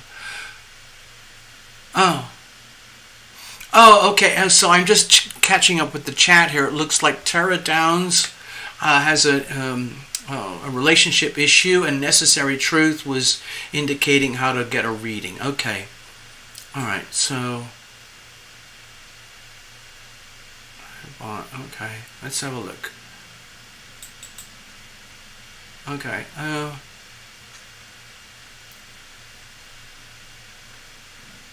This is it. It's sending out. Okay. Great. 1 year. Your mother passed 1 year ago. What do I need to know about how to be? Okay. Oh, I see your notes there too, All Sun. I'm glad you understand because it was a very polarized reading. It's either this or that. It should be pretty self-evident. Okay. Maria. Hi, Maria. Gregory. Hi. Okay. Love your symbols. Stay cool. I'm going to stay cool. Don't worry. Thank you also. All right. So, Necessary Truth. By the way, everybody, in case you're not aware of it, some of the people who visit the channel are psychics and mediums and readers and healers themselves, okay? It's not just tarot illumination here and, I just I just wave a magic wand and everybody has a good time and they get healed.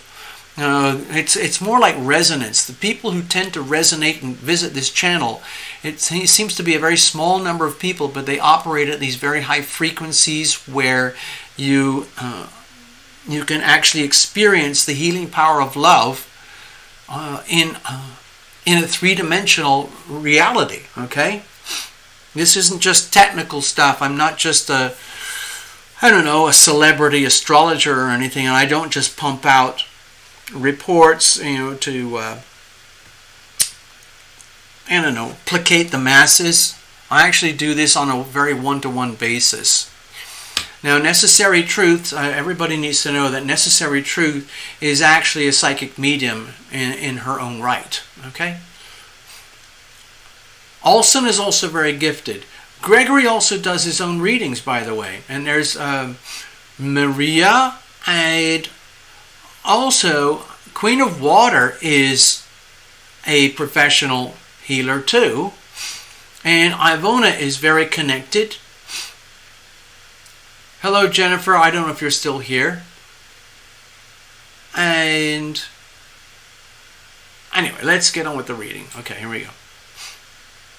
So what I was trying to mention here is that Necessary put a comment here is, Gregory, you're going to overcome this in 2022. Keep pushing forward. You got this. Okay, so that's a nice optimistic kind of note to have. I just want to check something here. Hold on. Yeah. Okay, that's good. So, all right, cards are shuffled. We can go for it now. Okay.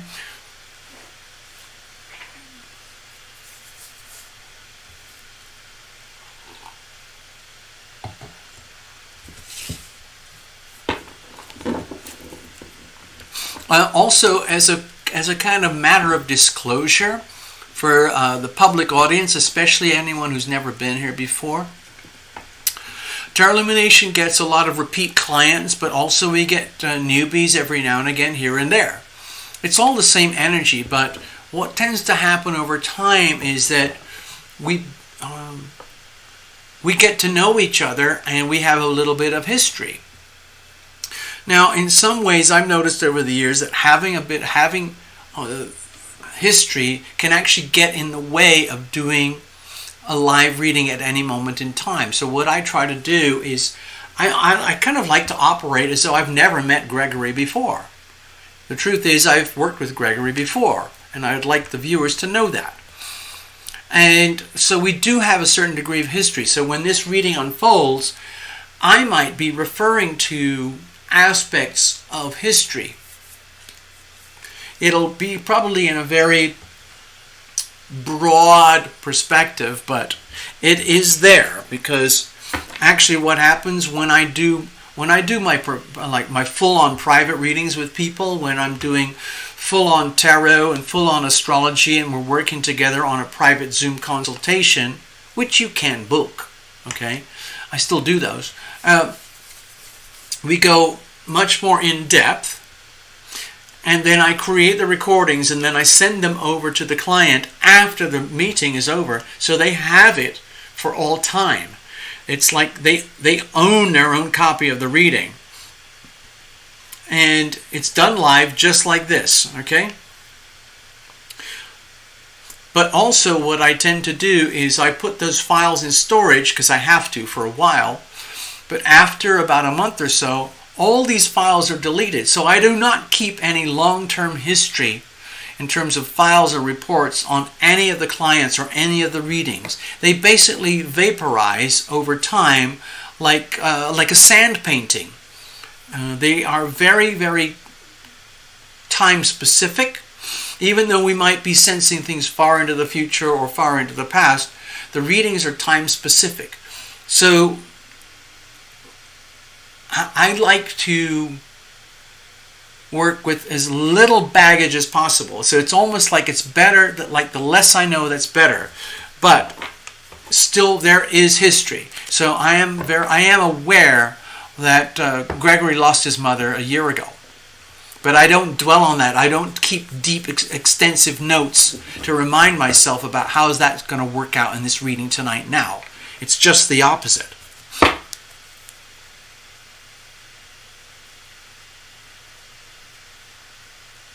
Okay, so here's another thing. All sun is also very gifted, okay? Good at cutting cords, okay?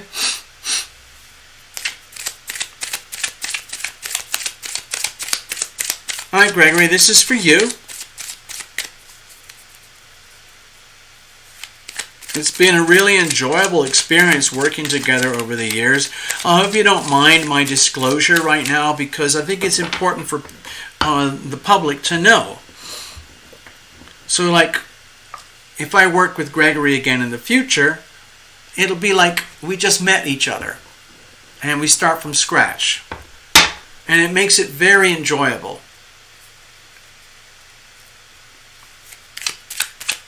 I do not reference old readings or old reports.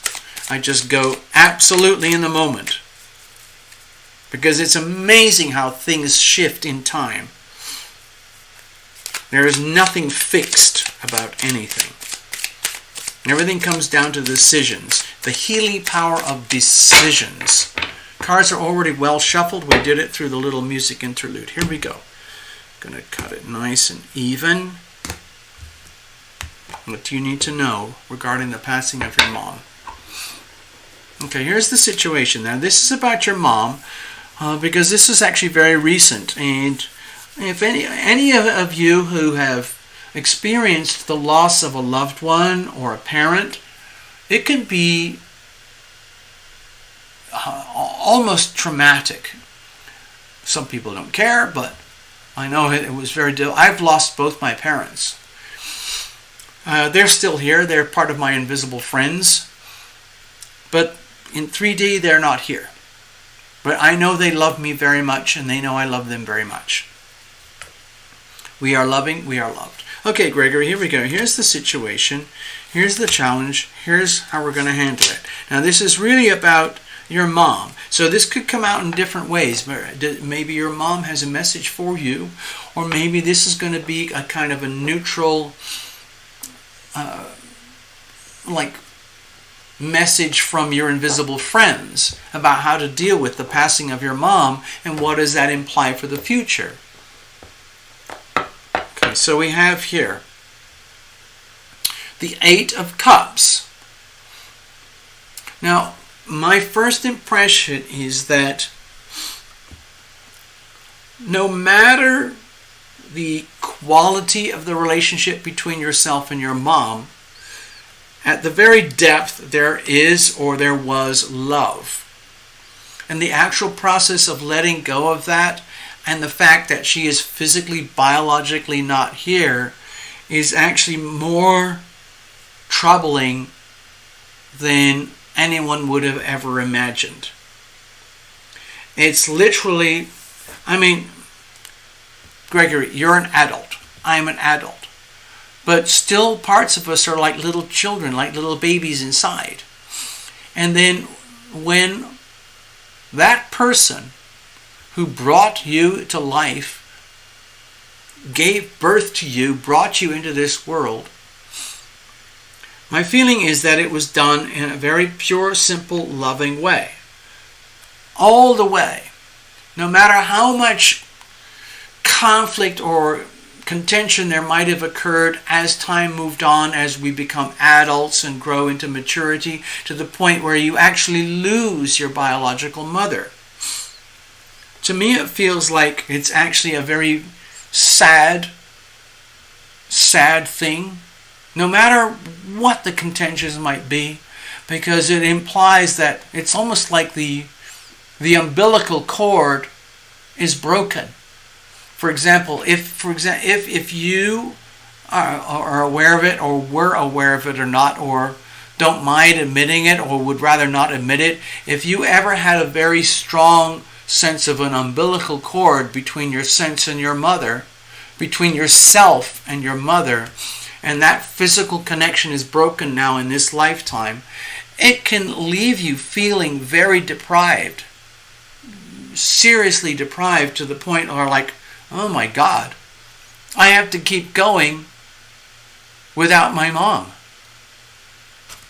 Okay, Gregor, I'm just going to get a little personal here. Sorry. I love my mom very much. My mom loved me very much. Same with my dad. But there was still a tremendous amount of dysfunction in the family. And when my mother passed, it was extremely traumatic for me. Beyond any imagination. Even though I knew she was going to pass on, I never had any concept about how traumatic this would be for me personally at the depth of body, mind, heart, and soul. And yet, there it was. Okay? Your mother passed away a year ago. In biological time, that's a whole year, but in spirit time, that's like nothing.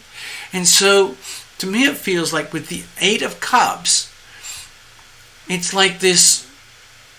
It's almost like a tragic parting of the ways. It's like you being left with like, oh, what the fuck was I supposed to do? Like, you're my mom, I'm your son. That's how it is. And then all of a sudden, you're gone, you depart, and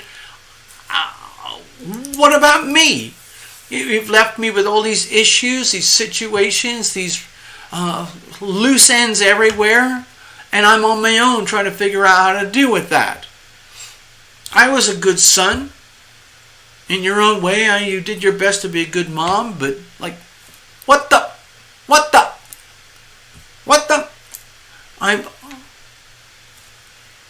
I have to go on, figure this out on my own. It's my own journey now. Okay. So, Gregory, depending on the degree of perception for the, ESP, high sensory perception, extrasensory, your mom is still there, okay? Your mom is your mom, but in physical life, she's gone. And in physical life, it might feel like the umbilical cord is absolutely cut. Okay? So, I'm just sharing my own personal experience because I'm thinking it might help in this reading for you to understand and cope with it. Because, whether you like it or know it or not, you might have been in a very, let's say, a very strong relationship with your mother, like mother to son, without knowing the degree of loving and being loved, and then to be abandoned, like having to go off on your own. It's like, fuck. This whole thing about humanity and birth, procreation, and death, it all sucks.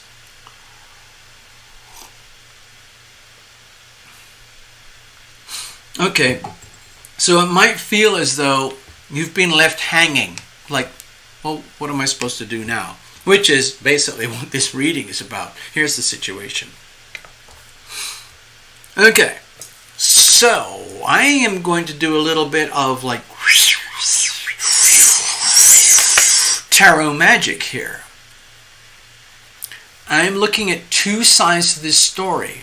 With the Magician card here, and this energy field here, to me it feels like there's a part of you, Gregory, which feels as though someone has literally just flipped the fuses, pulled out the plug, disconnected you from life to the point where you're just like this twitching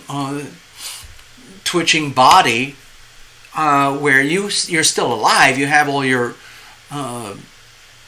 sensory functions, but it's operating as though you're being triggered by external influences, but in some ways it feels to me that your heart has really perished, and it doesn't matter if you hate your mom, okay? What I'm sensing here is just the raw biological reality of when we lose our mother. I have many reasons where I could despise and hate and condemn my mother, but I still love her. Okay, so when I see the magician here, I see two sides of it. It's just like, one side of it is like, oh my God, woe is me, I'm Gregory Ross. I've lost all my power, all my sense of direction and control. What am I supposed to do now with my natural gifts? All my love, all my knowledge and wisdom, all my resources, all my passion and drive, all of my power to the level of infinity. What am I supposed to do with that? What the uck? What the uck am I supposed to do with that? But on the other hand is that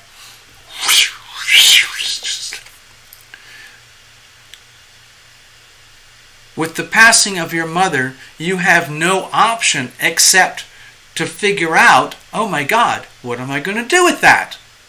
Do you see what I'm going at, Gregory, here? In other words, it might feel like a curse, but at the same time, it's almost like a blessing, because now you have to come into your power. You have to find a way to basically operate completely and totally inside of your own energy field, where you're not taking your cues off of anybody like your mother or her circumstances or events or whatever.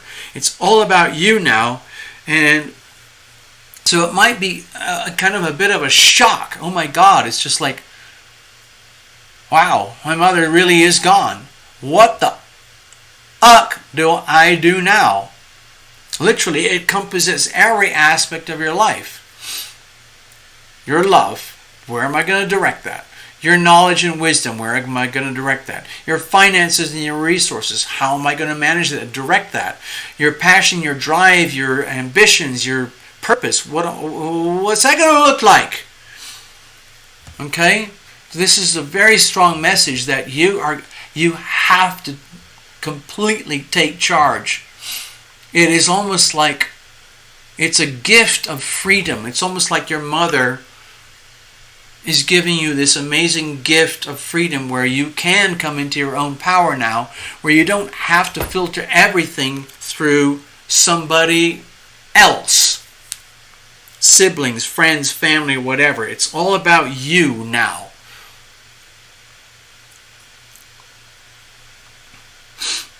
It's almost like the energy of having the carpet ripped out from under you. In life, like, okay. Are you just going to stay down and completely disempowered and miserable? Or are you going to get back up again and go like, oh my God, everything changed. Now I'm the one in charge. Now I'm the one who has to exercise my power. I have to do it in ways that are benevolent. See, another thing about the magician card is that it's so easy to abuse the power, because it's literally just about raw power. Everything is at your disposal. So it can make you dizzy with power. So then it becomes, now you have to be a good custodian of your power. What now? What now? What now? What's the challenge here?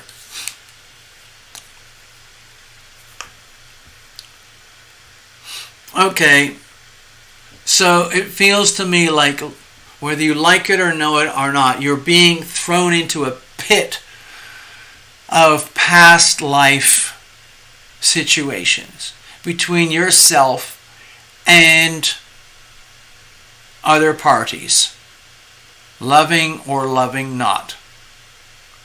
Either way, there are bonds, there are knots, there are ties, there are connections. It's like, and I think this is very much to do with the retrogrades, where, like it or not, you're in a situation where retrograde, however uncomfortable it is, you're being thrown into a situation where you have to examine the history. Examine your life history. Examine like the history of all these different characters in your life. How you have been loving, how you have been loved or not. And then being left with this awkward responsibility of like, wow, now I'm the boss, now I'm the one with all the power. How exactly am I going to execute all this stuff? And to me it looks like there's a deep fear of being sucked into entrapment with past life obligations, or let's say the remnants. Like I know, for example, you have siblings and aunts and uncles and relatives, and there's a whole cast of characters that exist in your present world that are actually from your birth or from your past. And to me it feels like these characters, in some way, they are a burden on your present moment, because it's almost like everything about your present moment is predicated on characters from the past, either in this lifetime or previous lifetimes, and recycling. So having to deal with multiple characters in this lifetime, where to me it looks like there's a lot of ambiguity about, if you deal with each character, are you loving? Are you loved? Have you been loving to me? Have I been loving to you? Do I deserve what's coming to me? Do you deserve what's coming to you from me? Very, very awkward, very, very difficult energy. And so in a way it's a blessing, it's a curse. Like the blessing is that your mother, in her passing, has now left you without any other option except to come into your power. The curse is that your mother has left you with no other option except to come into your power. And all of that has to be discerned and experienced through what looks to me like a whole bunch of past life situations or existing situations where you're having to rummage through the past, like doing archaeology and going back through things. Retrograde, retrograde, retrograde, retrograde. Living and dying. Okay. So that looks, it's a beautiful card in its own right. And the Six of Cups. But the way I'm feeling it here is that, especially with its siblings, loved ones, or close friends and family and relationships, it's where love would have occurred by default. But as we know, Gregory, and what I'm sharing with the public, is that not everything's perfect, and that you are really, really being challenged right now. And it's just almost like, well, why am I the one having to deal with this? Why me? Why is it turning out that I have to be kind of dealing with all this karmic past life leftovers energy, and how to heal it, how to resolve it? Well, it's probably because you're the only one who's capable of doing it. Do you see what I'm getting at here? Let's have a look. How do we deal with this? It looks to me like a lot of reluctance. Like, holy shit. It's like the unsung hero. Having to be the freaking hero. Having to take charge.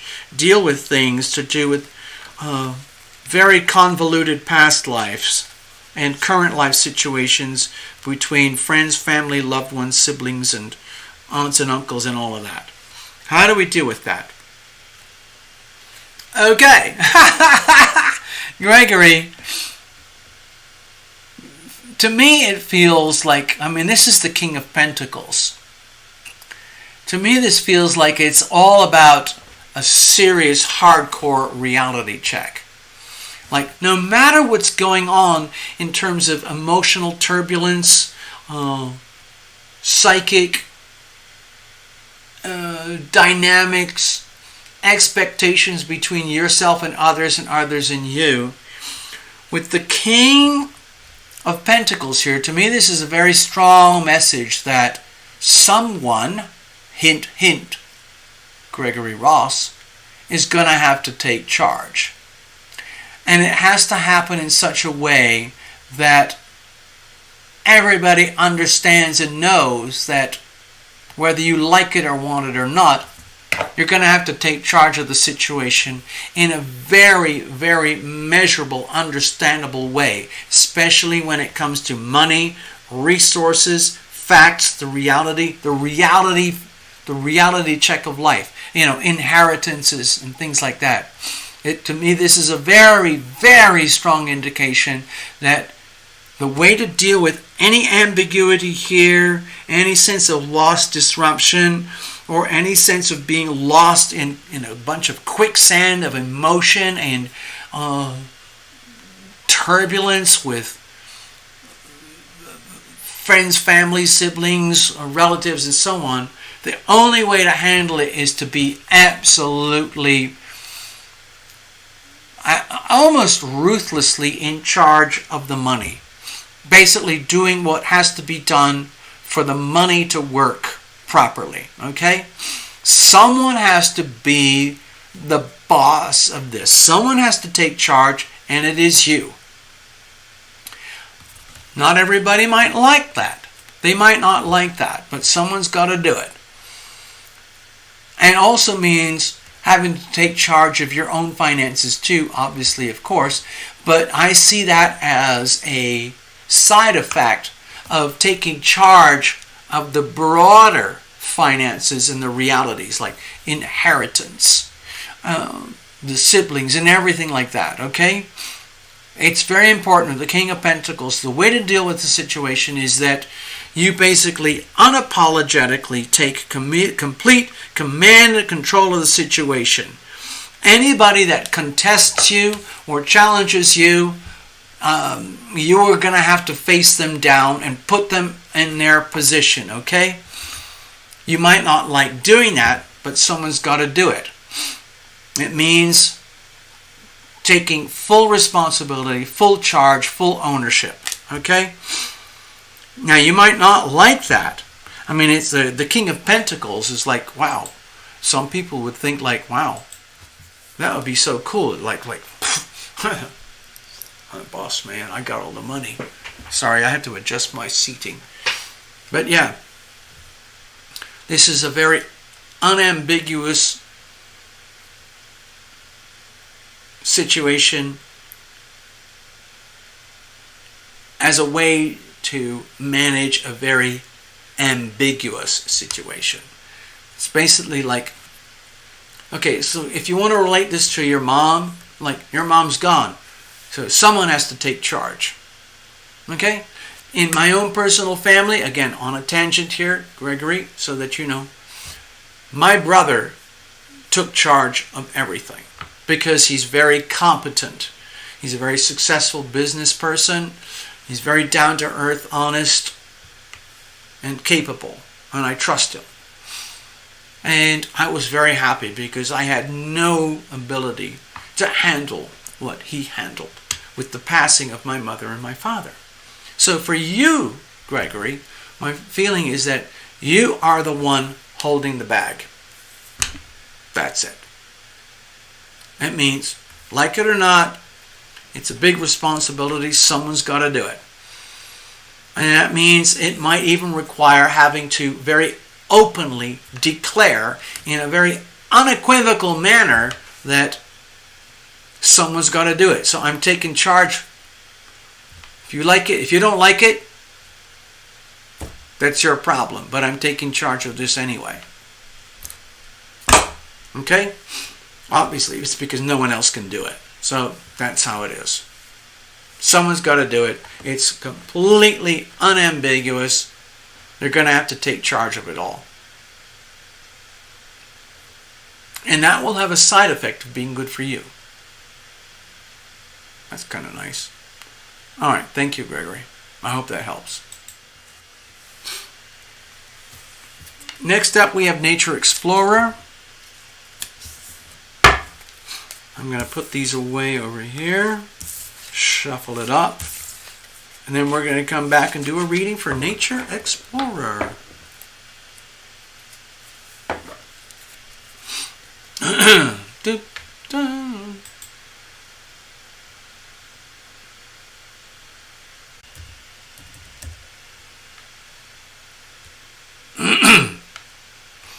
And it's not working.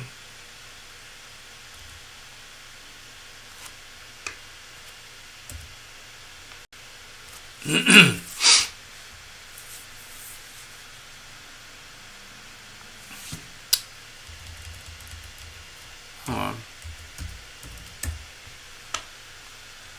Oh dear, it's not working. Alright, so, okay, give me a second here.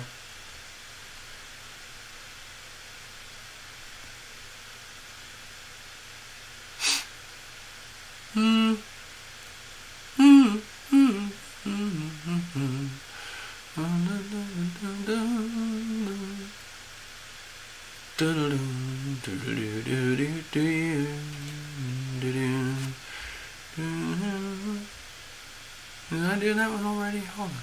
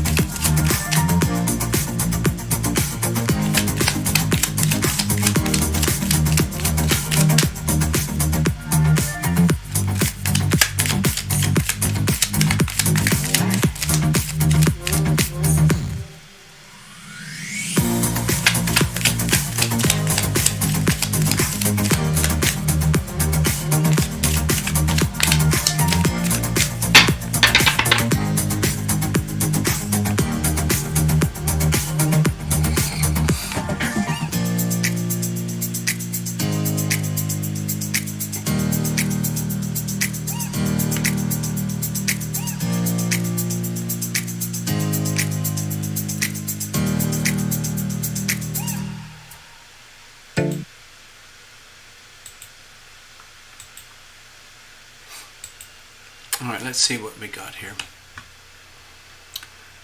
Alright, so pretty much everyone's gone home, gone to bed. I guess YouTube is no longer sending out notifications from my channel. It's kind of sad, really. I don't know what else to tell you.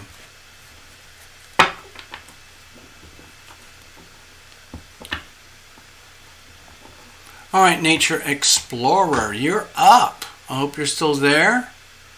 Now I want to go back. I'm looking at here. Okay, so I'm looking at your big yellow note on the super chat screen. It says, I am wondering if the new direction of my career will be successful. Okay, so that's a real 10th house type of reading.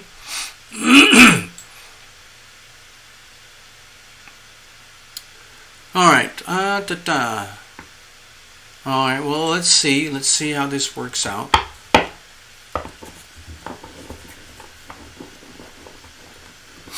Okay, give me a second here. I want to go back. Let me look at that again. Give me a second. New direction of career will be successful. Okay, let's have a look at what messages do we have for Nature Explorer regarding the new direction. What messages do we have for Nature Explorer regarding the new direction? Okay. I like to put it in words that make sense over here. Okay. What messages do we have for Nature Explorer regarding new directions? The new directions are already in play, obviously. Okay.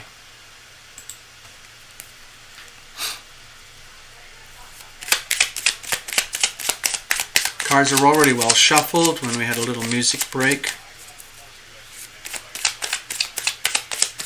But I'm just going to the last second so that you are a witness, okay?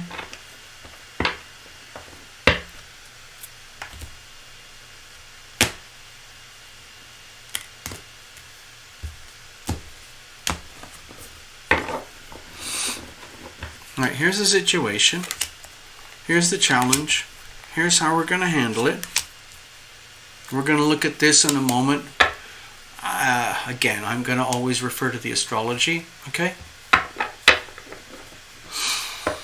But it could be anything, but this is circumstantial energy. It's the energy of everything that's out there, and how does that impact you personally, okay? We have to take that into account. Okay. So we've got the Six of Swords. In general, like, the feeling is that it's like downsizing, stripping down, moving forwards towards peace and harmony, away from conflict, anxiety, stress.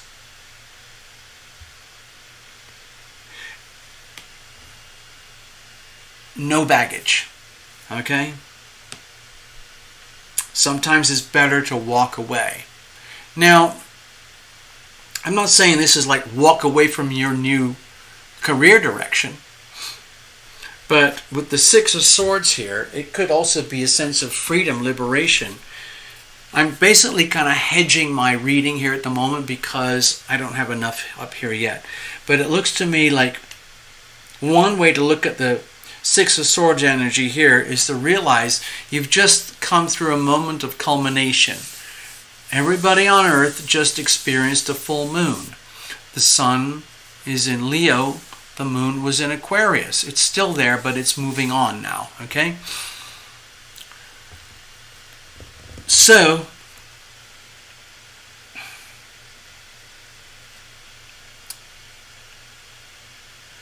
if you put this, like, drill all this down into your personal life, like career, 10th house energy. I don't know your personal chart, okay, Nature Explorer.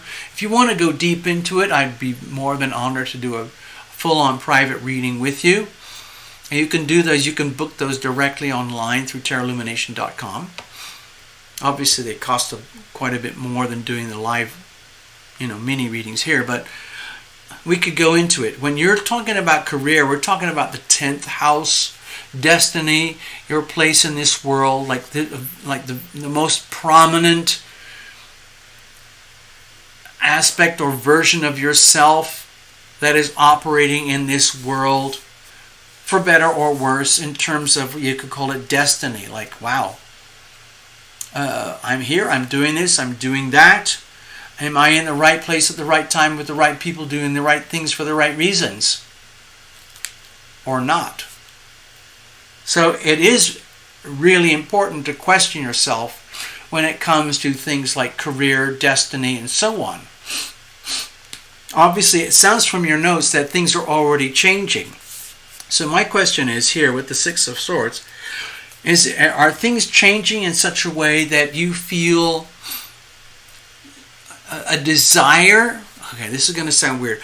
Do you feel a desire to leave anything and everything behind you that basically sucks and does not work and no longer comports with your radically stripped down, simplified and downsized view of the future, where all you want to do is function in a way that it's really simple, very, very clear.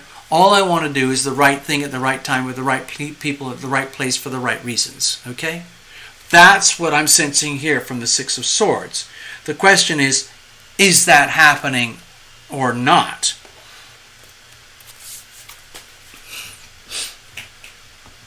Let's have a look at the situation itself.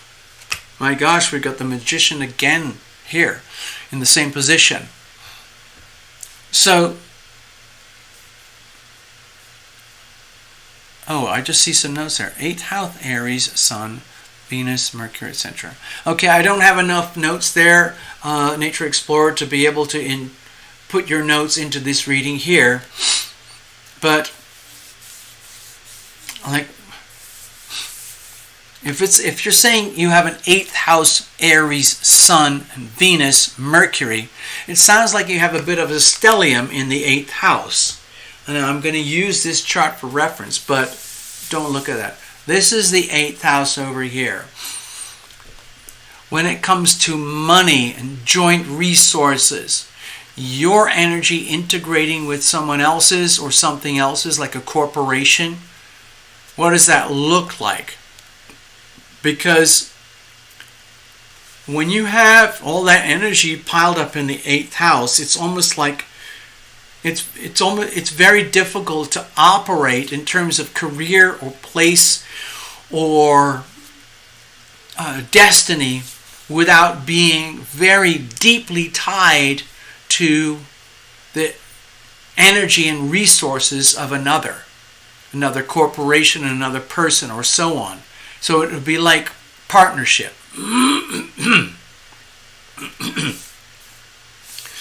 So now I don't know what that's like. I don't want to put too much of that into the reading, but with the Magician here, it feels to me like there's a strong desire to come into your own power.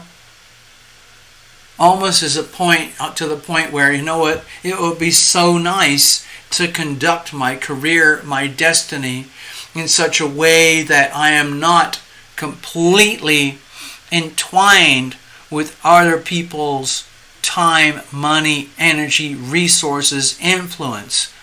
Wouldn't it be awesome if I could kind of carve out my own niche on top of that? Create the Aries leadership kind of energy vibe where instead of you having to be immersed and subject to all the energy and influences of other people, you can go to the next level where you're kind of more of the boss, you're more in charge, where you can actually like be the custodian or the boss or the leader of all those shared resources. See, I'm trying to combine the astrology and the tarot here simultaneously, okay?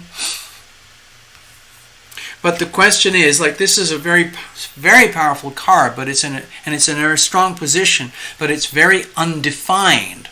So it's like, okay, maybe it is time for you to come into your power, or to be aware that you would like to come into your power, where you're not always having to, let's say, sublimate your own power or diminish your power or dumb yourself down to accommodate the others or the corporation or the partnerships or whatever it is.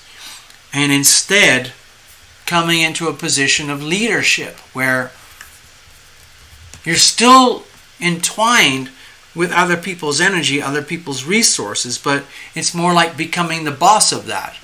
So the question is, does that look like a peaceful, serene pathway to you towards freedom and simplicity, where by coming into your power, taking leadership, where even though you might be taking on more responsibilities, more commitments, more leadership, it's actually a refinement and a simplification of your role. Like, wow, all of a sudden life becomes easier where I don't have to second guess everything or outsource my decisions or filter all my actions and decisions and behaviors through partnerships or other resources. Instead, you become, let's say, the decider. You end up being the decider. Okay, well, this is what we've got. Now, let me see your notes here. It says, yes, I am in a partnership with a medium-sized company, my employer. It is a new prospect that no one else is doing in my department or company. Okay, so, yeah, it looks like it is a new situation, and it looks like you could probably, or you might end up having to be in a leadership role, and it takes you into a position or a place where maybe you've never been before, but maybe that you deserve that. Maybe you've been recognized and honored and understood for having the capabilities for leadership, and someone's got to do it. Like, a lot of people really do not want to be in control. They don't want to be the boss. They don't want to be in charge, because that comes with huge responsibilities and commitments, and the buck stops here. So that might be perfect for you, okay? So even though it might be a growth situation, taking on more power or responsibility, and no one's ever done it before, it's a brand new thing, it could make things much simpler for you. You know, like, wow, okay. It's just, I know it sounds odd, but that's what I'm sensing, okay? It actually becomes simpler for you to grow into this situation. Let's have a look. What are the challenges here?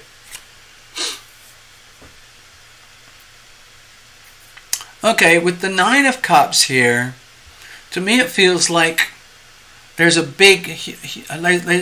huge question mark. Am I going to be sacrificing my current sense of comfort and happiness and whatever it is that's good about my situation that I enjoy already? Am I going to lose all of this by taking on this new prospect where nobody really knows where it's going to go? Or am I actually going to end up being really satisfied? But to me, this looks like a lot of fear, like, oh my God, oh my God, oh my God, oh my God. What happens if this new situation, this new prospect that no one else is doing, comes into being, and you end up being a key figure, if not the pivotal figure, or if not the leader in this situation inside a corporate umbrella? Does that mean you're going to be losing all your, just literally all the perks, sweetness, happiness that come, and comfort that comes without having to be the boss or the leader? You know, a lot of people don't want to be a boss or leader or take full charge or have to come into full power, because with great power comes great responsibility. And sometimes it's so much easier just to let someone else be the boss, and you just do what you're told or expected, and you just ride the comfort. Okay? How are we going to deal with that?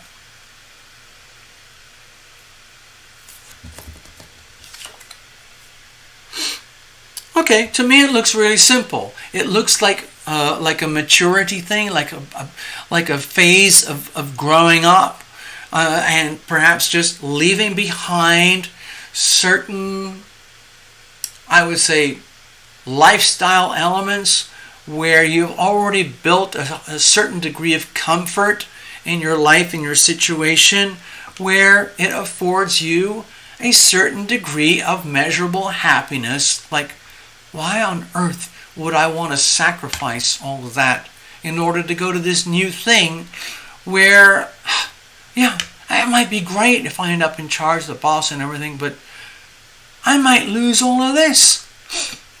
But the way to deal with it is understand it, that this is part of your life journey. And it doesn't mean it's over. It just means it's history. You've already lived all this. You're already fully, what's the word?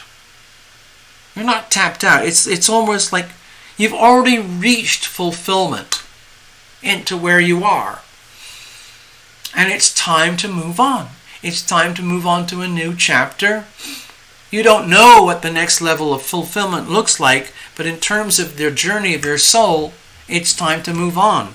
Very, very, very strong indications here that it's time to look at this new prospect as an opportunity going forward, where you're going to have a real chance to show your gifts, talents, power, resources, abilities like never before.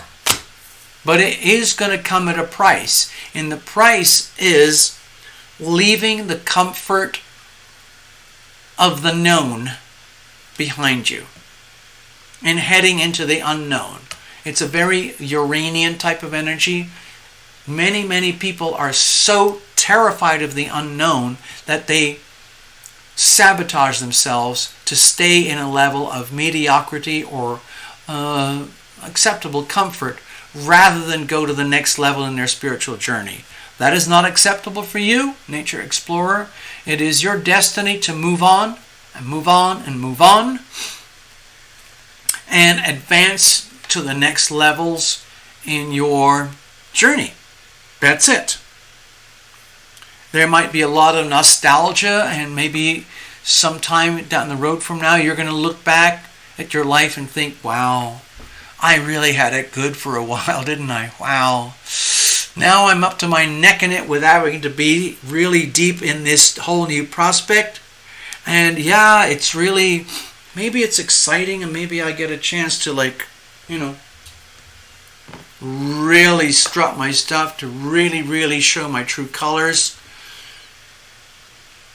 But, you know, oh well. It's kind of like, oh well, the past is the past. We're moving on, we're moving on, we're moving on. I hope that makes sense. I'm going to check in here.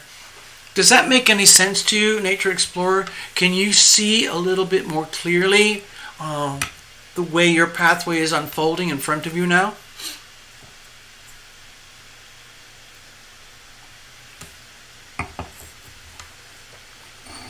A lot of it seems like acceptance. Like the full moon is a culmination. You've reached a plateau. You've reached a culmination. For the next couple of weeks, it's just like integrating that into your soul, into your being, like, wow, I've lived my whole life as best I can up to this moment. And starting on the new moon. How about this? Okay, how about this, Nature Explorer? How about you mark your calendar for the new moon, okay? That's going to be on, let me check here, hold on. I want to check the new moon.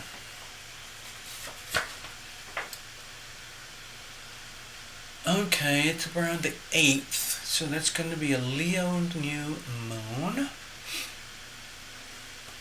Okay, let's do this.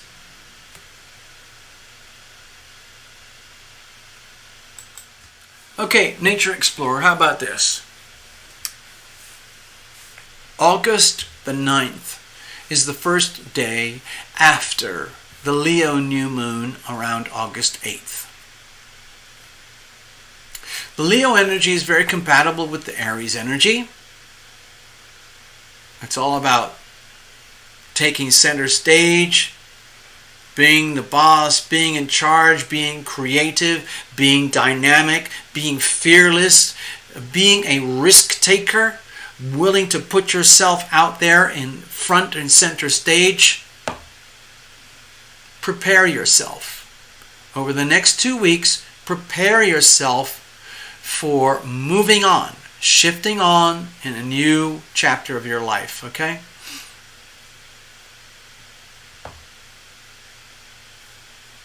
Yeah. Okay, let me look at your notes. It says here, this new prospect, it takes me out of a group that has been super competitive to me. Okay, fine. And it lets you lead in a creative way versus the traditional team. Go, Nature Explorer! Absolutely, abso-frickin-lutely. Okay, this reading is definitely a very strong sign to take creative control and leadership. Just kind of imagine yourself, groom yourself. It's like grooming. Imagine you are an actor, okay? and you have just realized you have an opportunity to take a leading role in a new project. Oh my God. At one moment it's terrifying, and the next moment it's just like, this is amazing. This is my chance to get an Emmy, a Grammy, an Oscar, all of it, okay? There you go. So, you can't afford to be shy with this kind of reading, okay? On the other hand, you don't want to go completely Leo berserk, narcissist, you don't want to go like total pop star, rock star. It's more like gently taking on the role of, it's time for my Oscar. No, I see this as a really good thing. I think this reading is just an affirmation that you are on path, and you just needed to hear that. Because this reading looks like it's very supportive towards your notes and where things are heading. Breaking tradition, a creative way versus the traditional team. So traditional means to me like you're going something untraditional, okay? So that's exciting.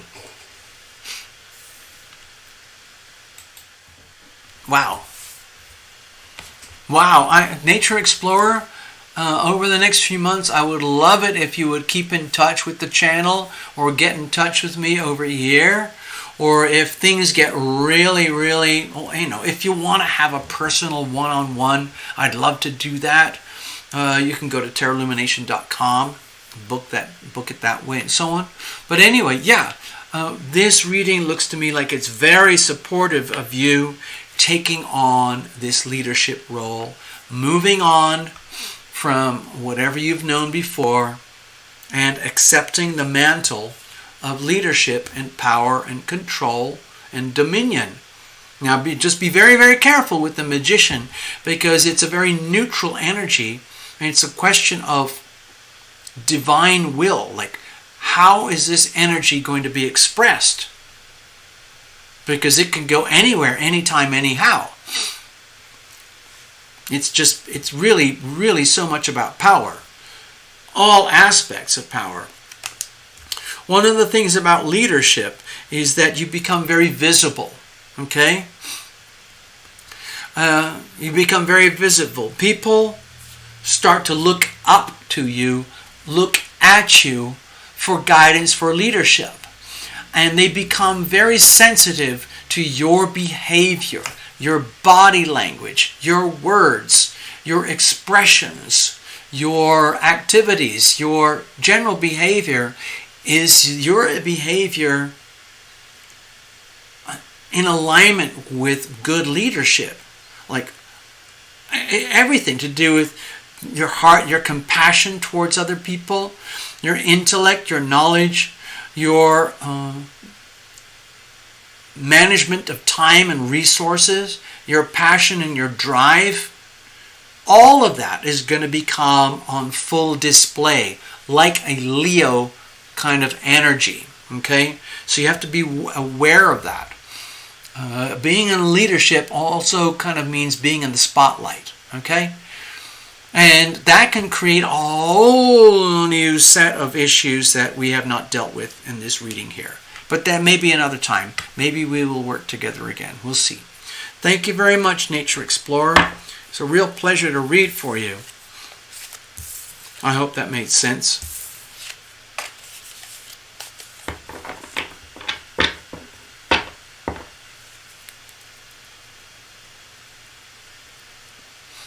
You ask for the divine path, you're getting the divine path. It's there and it's open for you. It's almost like it's your duty, responsibility to grab that thing. Okay? Alright, I don't see any more bookings for any more readings, so I'm basically going to wrap it up here. There's only a few people hanging around anyway. So it's been a pleasure. Thank you, all of you, for being here. If anybody needs a personal reading, you can go over here. You can go to terralumination.com. You can go to a page that says readings. You can book it there. Okay, it's really simple. If you want to connect with me in advance, you can go to a page that says connect. Connect with me. We'll sort things out. The readings are affordable and very substantial, and they are done live, one-on-one, face-to-face through my TL Zoom. Okay?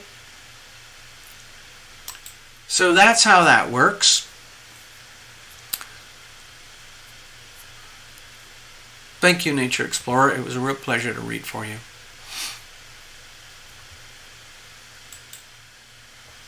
All right.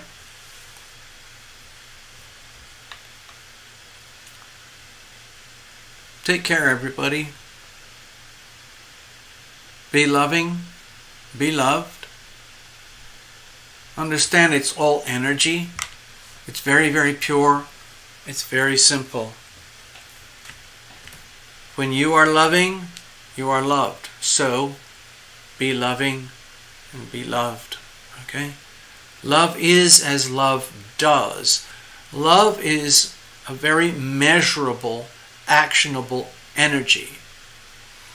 Love is as love does is very different from the concept of loving and being loved, where you can talk about it or think about it or want it.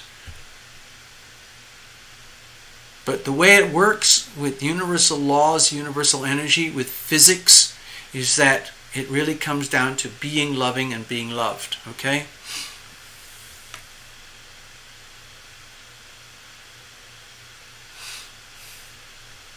Thank you, everybody.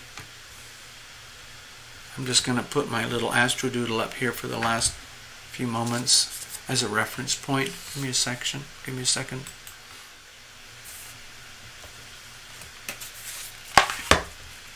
So, you know, I look at this as a weather chart. I think of it as sacred geometry. These are the planets zooming around and around our solar system. Here on Earth, we see it happening from Earth. Astrology is an Earth-centric principle. Even though the sun is actually the center of our solar system, we feel it and believe it and sense it as if the Earth is the center of the solar system. So that's why the astrology plays out the way it does. All right?